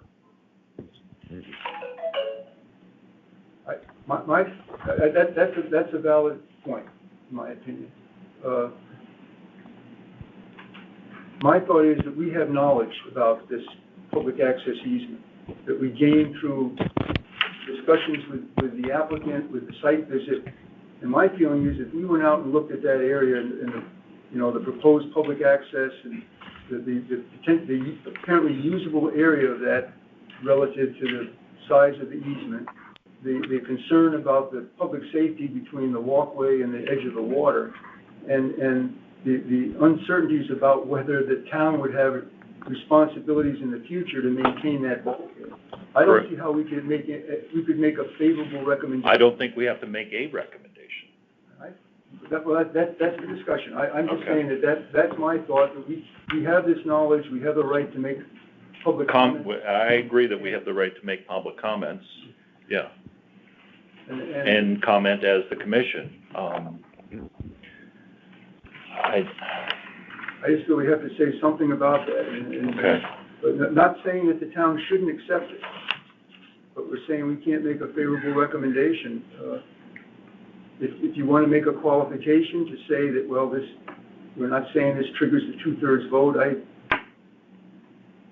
that's up to you to say. Yeah, well, so I know there's a lot of questions right through, but on this one, I'd like to weigh in a little bit. My feeling is that, because there's two different things here. One of them is the language in paragraph 2. And then the second is ultimately, would we be making a favorable recommendation, an unfavorable recommendation, or no recommendation at all, right? They're two different things. When I read this and I read paragraph 2, to me, it seemed potentially incomplete. I understand that I think I understand why now you wanted to share the provision up front. But part of it is, we're not describing the total provisions here as to whether it's a 2/3 vote or a supermajority or anything else, and I don't think it's the HMC's place necessarily to get into what the TPC's regulations are. In other words, I think what we want to say is this falls within the coastal boundary area, may affect the harbor management area, and so it's subject to review by the HMC, and what follows is our review. Then, as part of that, I think at the end of this, we probably should submit a conclusion. And as at least this was presented, our conclusion would be, without more information in certain areas, and we could get into all of them, but I'll say, for example, 3 areas here. One is the water management issues, the second is bulkhead issues, the third may be around public access, that the commission is not in a position to make a favorable recommendation until there is more information. On You follow what I'm saying? on the entire proposal, or on just the elements of the proposal that I'm suggesting potentially a summary at the end, a conclusion. In other words, there's 3 individual points. and I think we can go through them, because I'll get into my questions in a minute. But to the point that I think Jeff is making here, we're calling out something very specific, and we're getting right to it. So I think we either need to paint the entire picture, or should consider painting the whole picture, or taking the impact of it somewhere else. I don't know if it's the HMC's place to talk about whether favorable or unfavorable triggers a 2/3 vote. I think we just need to deliver a favorable or unfavorable or no recommendation at all, and let the TPZ understand the impact of that. But that may be too passive. my feeling is that, sorry if it sounds speaking crudely, that we don't care what the development is. We don't care that it's an automobile dealership. It's not the Harbor Commission's authority or responsibility to be supportive of a car dealership or any other sort of project on this site. We're concerned about potential impacts on the natural environment and public impacts. And so we've learned a bit about these potential impacts during the meetings that we've had and the site visit and the discussions we've had with DEEP and the town planner. So I was breaking it up into those issues that we would focus on rather than the overall project. I would advise not saying that we support the project or we have no objection to the project, because I think that the totality of it is not something that we care about. We care about the impacts on the river and on the public and on the town. That's why I broke it up the way I did. Which, by the way, I agree with. And I also think it's a terrific letter for whatever that's worth too. So, but my only comment in that particular area is, I think it is very appropriate for this commission, as a commission, to decide whether it wants to make a favorable or unfavorable recommendation or no recommendation at all. So, wait a minute, just hold on on this. I was looking at the town charter, chapter 24, 14E. It doesn't talk about a favorable, not favorable, or nothing. If it has to have, the TPC needs to receive a favorable recommendation. Mm-hmm. If they don't receive that, then it switches to the 2/3 vote. Mm-hmm. So that could be either an unfavorable or no recommendation. Mm-hmm. So I mean, if we don't come up with a favorable, that triggers the 2/3. Right. Even if so, but this is not a favorable. This is attempting to try to come in with a no recommendation with comments and a no favorable recommendation to the TPZ as such, with observations and recommendations made. I was interpreting it, and in other towns, the experience of doing it, is that what triggers the two-thirds vote is the lack of a favorable recommendation, and that a no objection is not an unfavorable recommendation. That doesn't trigger the two-thirds vote.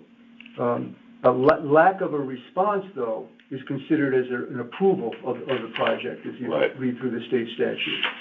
So well, that stays that in here. I mean, I'm not a lawyer. I'm not attempting to be one, but I'm just reading this section. It appears to me, if you do nothing, you approve. Yes. If you say something that's not favorable, then it's not a favorable, and it's binary. So either it's favorable or it's anything else, and anything else is not favorable, triggering that two-thirds. And I mean, well, regardless of the interpretation, we could provide clarity. Yeah. Right, as opposed to ambiguity. I guess the comment that I was making is I think we need to provide clarity. My comment on the second paragraph that you brought up is I don't believe the second sentence is needed here, because what we're saying in the background information is it is subject to review by the HMC. Pursuant to those statutes. Yeah. Pursuant to the statutes. I do feel, and we'll get to it later through the comments, that one at a time we raise our concerns, and I agree, by the way, that maybe other commissioners may feel different. It's not our position to say whether we're favorable or opposed to the total development. In fact, we can even make a statement in this saying that much of this is outside of the purvey of the HMC, and we're not providing any bearing on the proposed dealership. But there are certain areas that are within HMC that we want to flag. And then where I was going with it is at the very end, we could say because of these reasons, and we can list them, the water management, the bulkhead, whatever, assuming the group can come to some consensus on those, the HMC is not in a position to provide a favorable recommendation until more information is brought forward, or in this case, the approval of engineering or whatever it may be. So I think we could be very clear that with more information that would satisfy these things, we could provide a favorable recommendation, but at the moment we cannot because we need more information. So you're suggesting we would take out that second sentence of the second paragraph, which leaves the interpretation of whatever this document provides to the interpretation of TPZ, whether that triggers a two-thirds vote or not. I would also be in favor of adding a last paragraph that is a summary or a conclusion. Yeah. That says, in summary, we're not able to provide a favorable recommendation without more information pertaining to, and then just relisting in one line each of the three things. I know we haven't gone through all the interim questions, but, and I don't know if that would be appropriate protocol for something like this, but I think this is very well thought out. The points that are raised are really, really interesting and important to the HMC. So my take on it is, afterward, we can just draw it to a close with clarity. George, the first one to raise your hand, I don't know if it's appropriate. Oh, Mr. Gerber. Yes, I just texted the town attorney. He hasn't reviewed this. He would like to review this question. Were you intending to vote tonight, or? I don't know if we'll get there. Okay, because typically when you have a question like this, you can get an opinion from me, and I'm sure. Great, thank you. And you've done so in the past.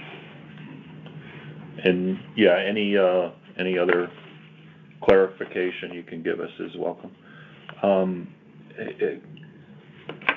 Jeff, yeah. I mean, I hate to oversimplify this, but it seems to me that Section 1 is under our purview, and Section 2 and 3 really are not, even though they're very legitimate concerns.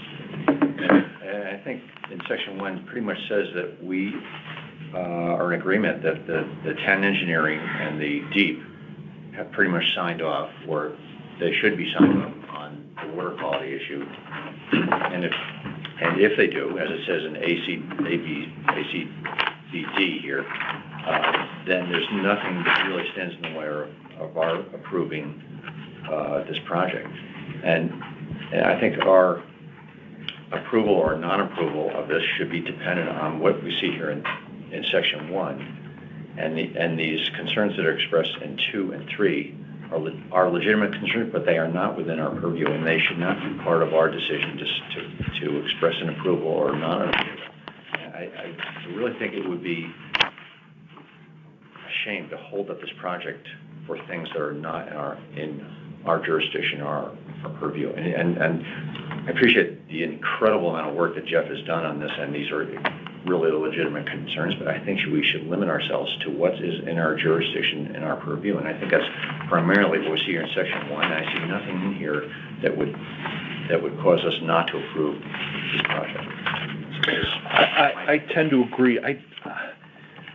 That's why I was questioning some of the wording here as saying, we cannot make a favorable recommendation. I hope to God that safety in the town is not up to me.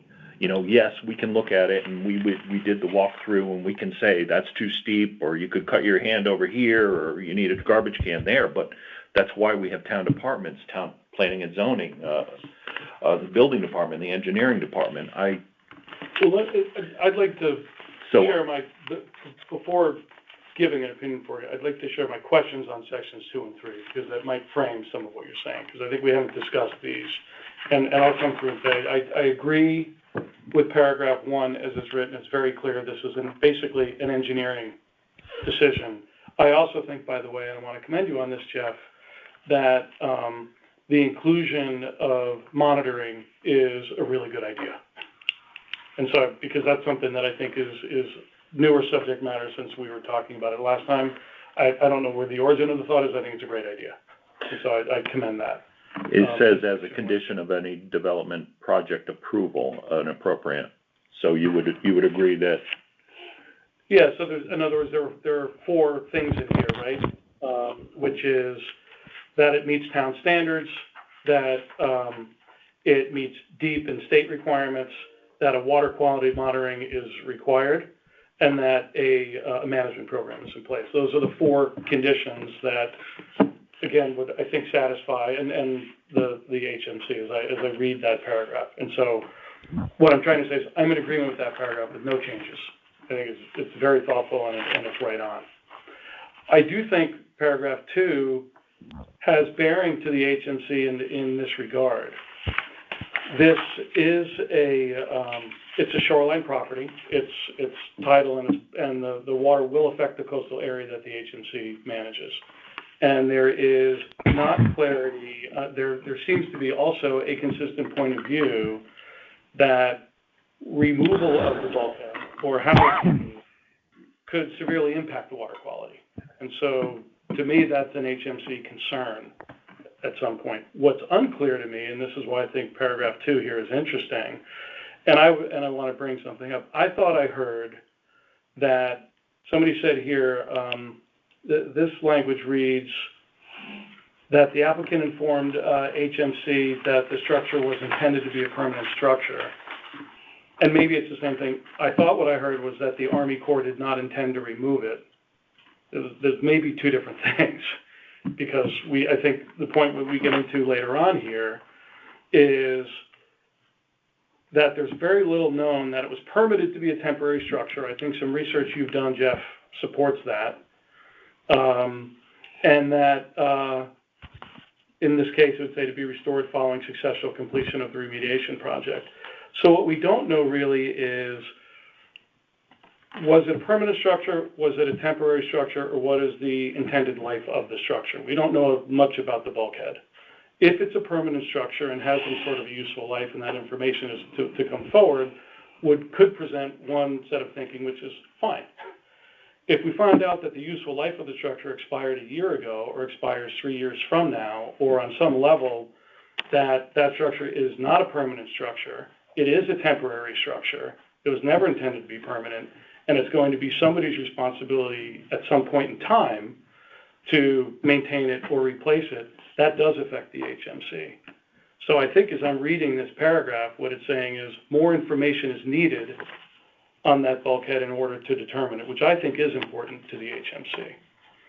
I have thoughts on the thing I'll just say very quickly here. As far as the easement goes, I understand what you're saying there, but this relates to my concerns on number 2, which is there's so little known about this easement. Is it a conservation easement or is it a public access easement? Who within the easement is going to be responsible for the bulkhead and the water quality and those things? So that without more information on that, who owns this, who's responsible for it, it sort of reverts back to number 2, in my opinion, because I understand that the public safety and the things that are in here are very good points. While they may fall outside of the purvey of the HMC, if it was within our area plan, we would have concerns about this. But until we know what the easement is and what the specific details are of the easement, particularly related to who's responsible for the bulkhead, and there is a difference between a conservation easement and a public access easement. So until we know the details of the easement, I don't know how we could form a point of view on it. We don't even know yet that ultimately we're not the grantee. I think it's likely not to be based on some of what we've heard, but we don't know what the easement is, whose responsibility things like the bulkhead and the water area is, and who would be responsible for replacing it. That would be an HMC matter. So I guess what I'm saying, that's why I personally, I haven't seen this document until now, but I see the relevance of paragraph 2 and 3 and why I would be more comfortable with more information before providing a favorable recommendation. I would just say, Jeff, respectfully to your opinion, which is just as good as everybody else's here, that I would disagree. First of all, the commission isn't responsible or should be in the position of approving this development. That's up to TP&Z. And as far as looking at the authority of the commission and then using that, not an interpretation, but looking at the specific authority, and then not, as a result of looking at that, not providing knowledge or recommendations or comments that we have, I think we have a public responsibility to share the information that we have and to share our thoughtful assessment of this. And that goes back to our involvement for all those years in the remediation project. We were all working together and we were raising comments. We weren't looking narrowly at our responsibilities. We were looking at what's in the public interest, and we have a right to make public comments, just like everybody else does. So my sense is that, and also just in talking with the planning director just last week, information that we gained that he asked questions about in the information we gained in the site visit, I believe provided a benefit to him for understanding what's being proposed and the perspective of the Harbor Commission.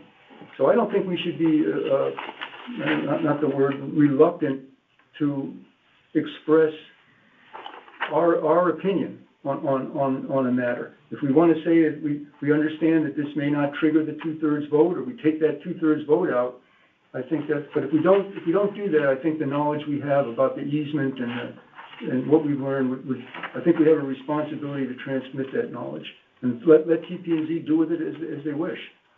If they don't think it's relevant and they don't have to consider it, then that's. And we also need to see what DEEP says. We don't have the benefit of DEEP. Well, what I said. We'll get the letter from DEEP, and there may be comments that DEEP makes that are relevant to what we want to say, and we might want to provide additional comments. Right, but as this humble little commission here, our purview is to do our best to see that the harbor is managed correctly. And, what DEEP comes up with, it should be much deeper than what we should have to go into, I would think. Well, I would disagree with that too, because the purpose of the commission is to increase local authority and local involvement. I mean, that's an ongoing issue with DEEP. But in this instance, I believe that we would be potentially working in coordination. DEEP's responsibility is to evaluate a proposal with respect to the Coastal Management Act. That requires public access as a condition if the property isn't otherwise a water-dependent use. We have experience and knowledge regarding water-dependent uses and public access. We have well, anyway, that's my feeling. So would it make sense to have the letter state that, as pointed out in point number 1, the Harbor Management Commission gives a favorable recommendation to the TPZ, provided contingent on A, B, C, and D. Okay. and then we further make comments, I can see the connective tissues between points 2 and 3 to the HMC, but it isn't immediately clear. And a lot of things have to happen in the future for that to happen. But it should be clarified as to what agency within its town owns that easement, for example. That's an important thing to know, in case we end up owning it, for some reason. Or certainly if the ownership of the management of that bulkhead should be eyes wide open by the town as to what they're getting from the easement. You could be getting an easement with a big tail expenditure in the short term. Who knows? Well, and part of the impact is the information that's been presented from two sources, the applicant and also, in this case, the Conservation Director. The Conservation Director, are that removing the bulkhead would have adverse impacts on it, which is a concern of the HMC. Removal of it is a concern of the HMC. So I think the connective tissue there is, without more information on what the life of this is and who owns it and who would be responsible for that, it would be a concern. It's an easy concern to make go away, which is it's permanent. It's got a useful life of 100 years. Whoever owns it is budgeted for it. Whatever the information that comes forward would put the commission in a position to have a more informed view. So the only thing that I'm saying is I do see it as pertinent to the commission because the information we've uncovered illustrates the potential adverse impacts of it. And that we say without more information, we can't come forward, well, either we don't come forward with a favorable recommendation or it would be contingent on that information, however the language is. We're not saying it's consistent or inconsistent with the harbor management plan. We're providing comments. That's correct. Based on our understanding and the knowledge that we've gained through Yeah, and so those are the comments that we're saying is the information, that I'm bringing up is the information that's been brought forth has led me to those comments and saying that I believe we need more information on the bulkhead itself, the permit, its intended use, its useful life, and who's going to be responsible for it. And that's, to me, what links into the easement itself. And I don't see how the development of the property affects that. Let's say that the bulkhead has a useful life of 25 years. 25 years it's going to fail. That bulkhead's going to fail in 25 years whether this property gets developed or not. So our job is to comment on the viability of the project and how it's going to affect that bulkhead. So if it's not going to affect the bulkhead, then it becomes irrelevant. Well, it depends on who owns the property. If the town is about to inherit a multi-million-dollar project that needs to be put in next year versus the landowner, that is information that's pertinent. Is 1 year okay? Is 25 years okay? Is 100 years okay? I mean, is it? We don't know much about that bulkhead to know when it's going to be replaced and when it might be a burden to the town. At which point, the removal and change of that becomes a downstream concern of the Harbor Management Commission. So all I'm suggesting is that the information be put forward on what was it permitted to be, was it permanent or was it temporary, and what's the life of it, and who's going to be responsible for it. Doug, how do you feel about the first sentence in regarding the number 3, the proposed conservation public area, in that it states right now that we're not able to make a favorable recommendation to the town. I thought that we were more commenting on areas that we witnessed and saw and came up with as thoughts rather than saying that we're... Yeah, so part of the comment that I was going to get into, and these are my notes, is that I think paragraph 3 should declare that there are details to this easement which are unclear. Is it a conservation easement? Is it a public access easement? Who's responsible for things like the bulkhead above, whatever? That would be, in my opinion, what this third paragraph should open with. Just to interrupt you, Doug. Yeah. So the thought I had was in number 2, to say that the commission recommends that additional information and research is necessary prior to any town decision on what to do about the bulkhead. And what I proposed a stronger stance in number 3 that absent additional information and research, the commission is not able to make a favorable recommendation for town acceptance of the conservation easement. Another approach to that would be to use the same language as in number 2, that we recommend that additional information and research is necessary prior to any town decision to accept the proposed conservation easement. That was gonna be my recommendation. That's taking out, not making a favorable recommendation. Mm-hmm. I would still suggest a favorable recommendation, but that's another way of presenting that. Yeah, I thought we discussed in the last meeting and that we were more comfortable with making comments rather than, and yes, I get the point that making a recommendation is like, I recommend you go down to, Martell, but, as a commission, I think I'm more comfortable not saying that we're not making a favorable recommendation. And again, if we sum it up in terms of our recommendations to TPZ in point number 1, we're qualifying, that's where we're responsible for. And we give a favorable recommendation contingent on A, B, C, and D. And we further, rather than have it 1, 2, and 3, maybe that's the last paragraph of the executive summary here. We further make comments that are relevant to the TPZ now or in the future relating to points 2 and points 3 and 4. You know what I mean? Mm-hmm. And I like the idea of a summary. Yeah. And so I think some of that is in nuance, and that's what I'm saying. I think we can bring clarity to it because, again, I think the points in here are right on. I don't think that there are any points that have been missed in this letter. And really, when it comes down to the HMC, there are 3 very pertinent ones: water management, needing more information on the bulkhead, and needing more information around the easement, the clarification on the easement. So I think that language around additional information, research being necessary prior to any, what did you say prior to? But to change the first sentence in paragraph 3 to say the FHMC recommends that additional research and information is necessary prior to any town decision to accept the proposed conservation public access easement. Remove the absent that, we can't make a favorable recommendation. And I would suggest using language like that for the second and the third points. Yeah.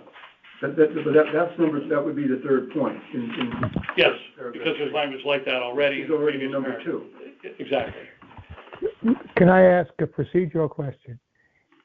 Is it possible that Jeff can draft a second draft reflecting the conversation we're having now, and that be reviewed and discussed at a special meeting?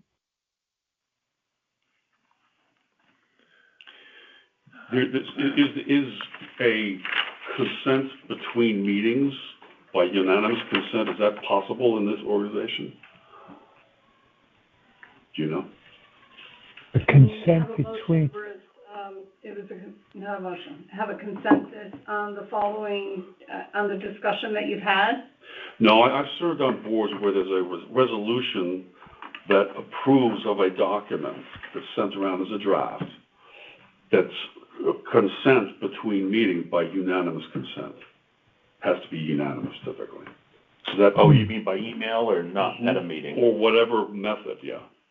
Is that allowable with Robert's rule? Yeah.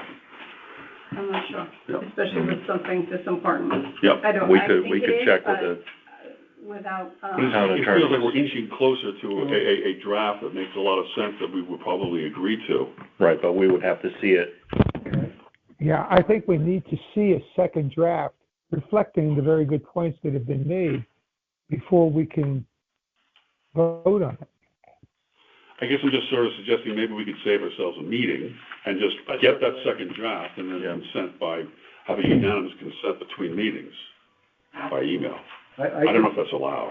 I don't know if it's allowed. I'm comfortable with the approach, but I don't know if it's allowed. I would make two changes, simple, we could do right away, is eliminate the last sentence in the second paragraph, with reference to the two-thirds vote. And in paragraph 3, change the first sentence to remove the not able to make a favorable recommendation and replace that with the same language we used in number 2, recommending that additional information and research is necessary prior to making a decision. I'm sorry, I missed the last one, Jeff.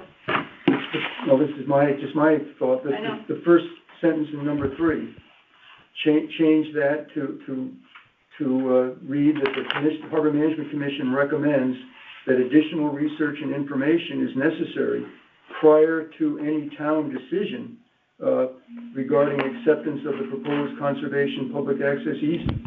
And that's following the same language so we're not making a judgment, we're just saying that it's a recommendation that additional information is needed before the responsible entity. Absolutely.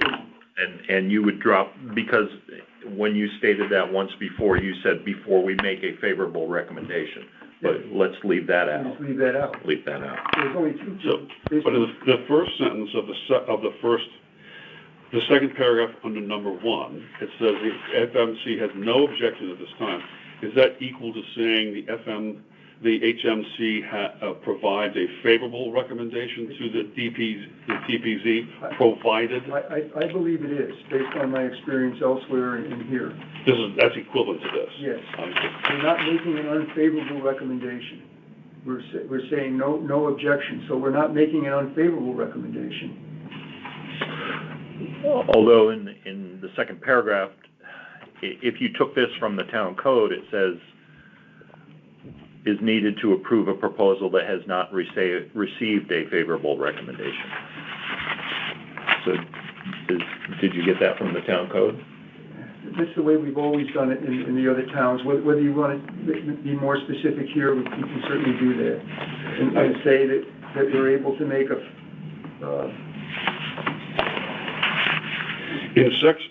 in accordance with section blah, blah, blah of the Connecticut General Statutes, 2/3 vote of all members of the agency having authority to act on the proposal shall be required to approve a proposal that has not received a favorable recommendation from the Harbor Management Commission. All right. I think this would be something for the town attorney, because this is really important to know whether this is favorable or it's not favorable. So, that we have to be really clear about this. Right. But it is our intent to make it a favorable recommendation. Sure, Mr. Provided. I am sort of a member, ex officio member of every commission. So what you just said, listening to this, I would feel uncomfortable if I were you making any decisions without a legal review. This sounds like a very big decision to me. And I've heard, and I've never attended more than 1 or 2 of these meetings, but I've never attended a meeting with this many questions, legal questions, where you wouldn't have town attorney review, so it seems essential in this case. Thank you. Agreed. Would it make sense, Jeff, for you to redraft this and what you're proposing based on the discussion from the commission, and then have that sent to the town attorney for his, to opine on that? I don't know how that process works, whether Say it again. Would it make sense for the revised draft be sent to you, be sent to the town attorney for him to comment on? Absolutely. We're quoting laws, we're quoting ordinances, charter. He needs to opine on it and recommend. On the revised draft. And then if I could, as I said earlier, that annotated draft from the town attorney, the second draft with the town attorney's comments could be the focus of I know we all have enough meetings, but a special meeting, I think it's that important. I just want to ask, do we have a consensus that we want our letter to be interpreted as favorable? I mean, that's what's really important here. I mean, we can express all these concerns, but do we have a consensus that the overall tone is this is going to be considered a favorable letter? Is that something we can legally say, can we express our thoughts on that? Yes. Okay. With the conditions. You see, I would be very careful there because there's a difference between without objection and favorable, and that's the core of this discussion. Right. And so even though we may be getting at the same thing, I would, for the reasons that were just stated, want to fall short of any kind of consensus like that without further input. Because if we, not objecting and being favorable might have the same outcome or not, but I would be very careful of driving to a consensus right now. It's a good question that's just raised to the town attorney about what the language should be if no objection, how that's carried. That's what we would want to know, whether the no objection clicks in that. Yes, but I would just suggest that our favorable recommendation or no objection is with respect to the water quality. Condition on A, B, C, and D. Yes. Yes. Not whether it's a car dealership or, they Oh, have no. two stories and 300 parking spaces. No. Yeah, as far as the water. That's not our bit here. It's the impact on the environment. And then the additional recommendation would be for additional information and research in the other areas, which is agnostic. Well, But that the research and information, occur before the town engages. And we're recommending the town consider these factors. Yeah. But we also recognize that it may also have a follow-on future effect on the Harbor Management Commission that it is currently unknown. Yeah. Jeff, I did have one other potential revision to the letter, and it's in this what we're calling the second paragraph on the structure. A sentence reads, the FHMC recommends that additional information and research is necessary prior to any town decision concerning future disposition of the bulkhead, including regulatory history. The current status of the bulkhead's deep authorization should be clarified and the permittee identified. In that sentence, and the permittee identified, I don't know that I fully understand what permittee identified means unless it's as straightforward as it seems. Do we want to have language in there about the details of the permit? And any permit conditions. Yeah, so what I'm saying is not just who's the permittee, but what was the permit, and that's going to define what kind of a structure, what's its intended use, those things. And so add to that sentence about the details and conditions of the permit. I think that's a big piece of the information that I think would be important for the town to have access to. And again, I don't want to get into this, but I tried to do research on the history of this and the permit history, and it's very difficult to figure out. And when I first talked to Deep about it, they couldn't figure it out either. And they identified, Deep's response was that it's an unpermitted structure. Then, following discussion with the applicants, the owner's representative back then, when the first application was submitted, Deep said that they considered it, you told me this, permitted by the remedial action plan. Because when it was first approved by apparently inland wetlands, it was inland wetlands area then. And Deep didn't have any involvement with that. It's very complicated. The initial approval of the remediation work in the river was dated 2012 by Deep. And that had no reference to this bulkhead at that time. And when I talked with Deep today, they said they're still looking, to try to clarify exactly but if the permittee, well, anyway, it's confusing, and that's why I'd like to understand. And when it was permitted originally by the Inland Wetlands Agency, there was a bond posted, I forget the amount of it, to cover the removal of the structure after the remediation work. That bond was subsequently released without the structure being removed. And when you look at the minutes of that inland wetlands meeting, there was no discussion as to why it was released. It was just the release of the bond. So it's just confusing. And if the town was ever to consider taking responsibility for it, I think they just need to know, all that's involved with it. That's what we're saying. Just sort this out. Yeah. Yep. This is Mike Baisley. Could I just add a thought and a potential comment? Go ahead, Mike. So, I just to echo some of the sentiments that were already on the call. I mean, I feel like I'm in the same camp as Doug in terms of the way I'm thinking about this. But I did think that if you just read this memo, it reads like, it's very problematic.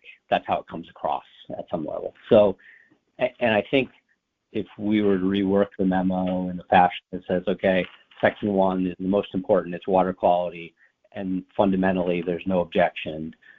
And then number 2, shoreline structures, I completely agreed with what Doug was saying in terms of, needing more information, and that could have a direct impact on our purview, the HMC's purview. And then the rest of the memo is really about, hey, these are other things that the town and or other commissions where we don't have responsibility, but we noticed them and we want to bring them to people's attention.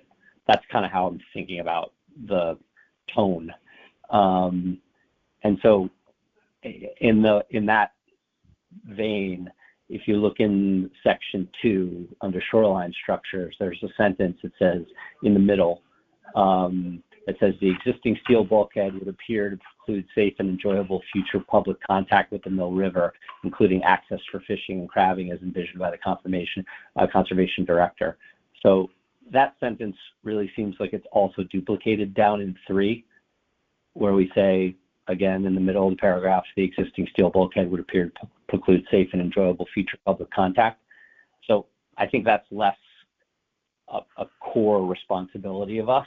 And so maybe deleting it out of section 2 and leaving it in section 3, which is like, so the memo basically gets to progressively less important and progressively less our purview items in 3 and 4, so to speak.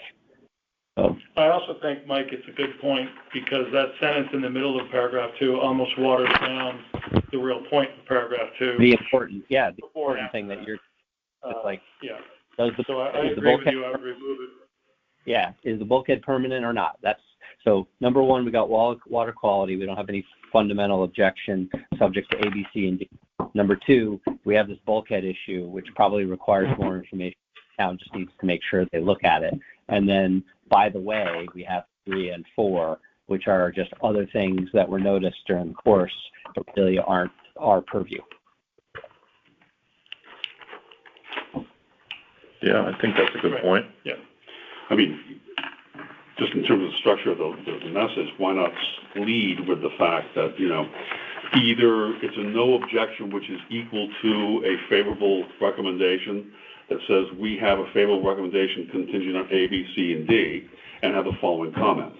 I mean, the first section of the history and background, maybe you have it mentioned as background, and then get into the substance of the what we're saying here, our position. Yeah. If we find out from the town attorney that the no objection is not the same as a favorable, I would be in favor of removing the no objection and putting favorable.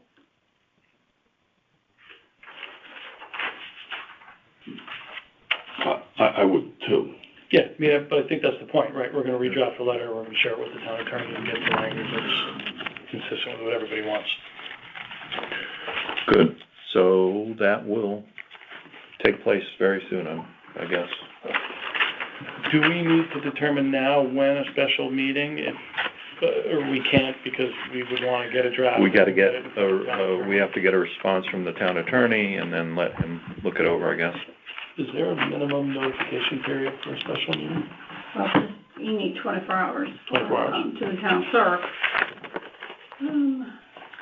So what I just heard was that we want to either say favorable or we want to learn that having no objection is favorable. Is that a consensus? Okay. With respect to the water quality. With these problems. Yes, probably with respect to the water quality. Yeah. All right. And that we should get that input.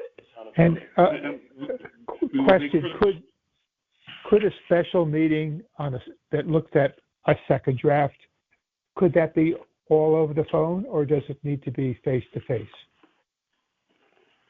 The historic district does theirs by phone.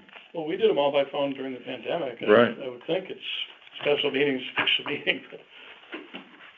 So you Do you think see so? my point. I'll confirm that with. Betty's gonna confirm that, Don.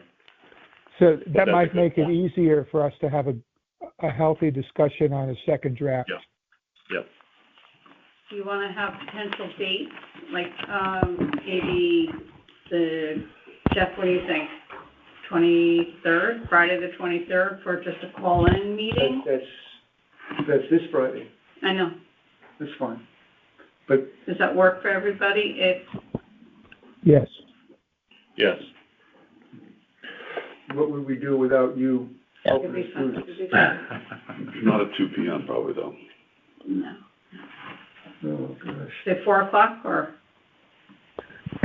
4 o'clock on Friday the 23rd works for me. Yeah, I have probably until about 4:30 or 5 o'clock on Friday the 23rd. Earlier would be a little better for me, but Earlier? I would say a little earlier, like maybe 3:30. yeah. That's All right. fine too. I'm Yep, that's fine with me. Okay. totally available that afternoon. No.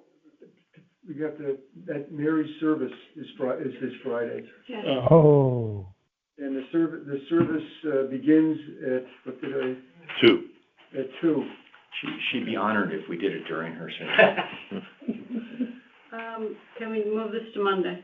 I was gonna say, what about Monday the 26th? Yeah, Monday the 26th, okay. thank you. that's fine. We couldn't go to your service, Mary, because we have to deal with what you started. You could have gotten it straightened out. Thanks a lot, yeah. So what time on Monday the 26th is It would good? be a quorum. 3 o'clock on Monday? 3 3 o'clock o'clock is on good for Monday? me. Okay, and then that. This is Monday the 26th? Yes. Yes, I'm available. And in the That's meantime, review of a second draft. Yeah. Good. hopefully we'll have town attorney's comments by then. We'll get Jeff. By when will we get the draft? Jeff is gonna work on getting the draft done with those changes based on the discussion. Then you can have I should be able to do town- it tonight. We'll get that to you and town attorney, and then we'll have a 3 o'clock call-in meeting. On the Right, 26th. when will we get the, Tomorrow. you've got a, Tomorrow, okay. unless something happens to me between now and then. So we're not going to vote on anything else today, are we? Correct. We just have a few more small old business items and then public comment. I have to excuse myself, and I appreciate everybody's effort, but I have to get off the phone now. Thank you. Thank you, Don. Thanks, Don. Enjoy your vacation. Jeff, do you have any updates on the plan of conservation and development? I know, at the next meeting, I will have a suggestion for you to consider. Great. And, I don't know when TP&Z is going to act on it. I know DEEP is still reviewing, or is making comments on that as well. But I've been working on something for you to consider, believe it or not, and I'll have that next. Right. I know you've been Thank you. very, very busy. Perry Mill bulkhead update, replacement update, that's going well, right?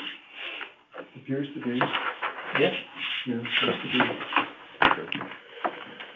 Anything on the mooring committee this morning? No, we did not meet, and we're headed into the slow time of year, so I have no. Right, yeah, it all went well in the spring, that's good. Okay. Is there any comment from the public?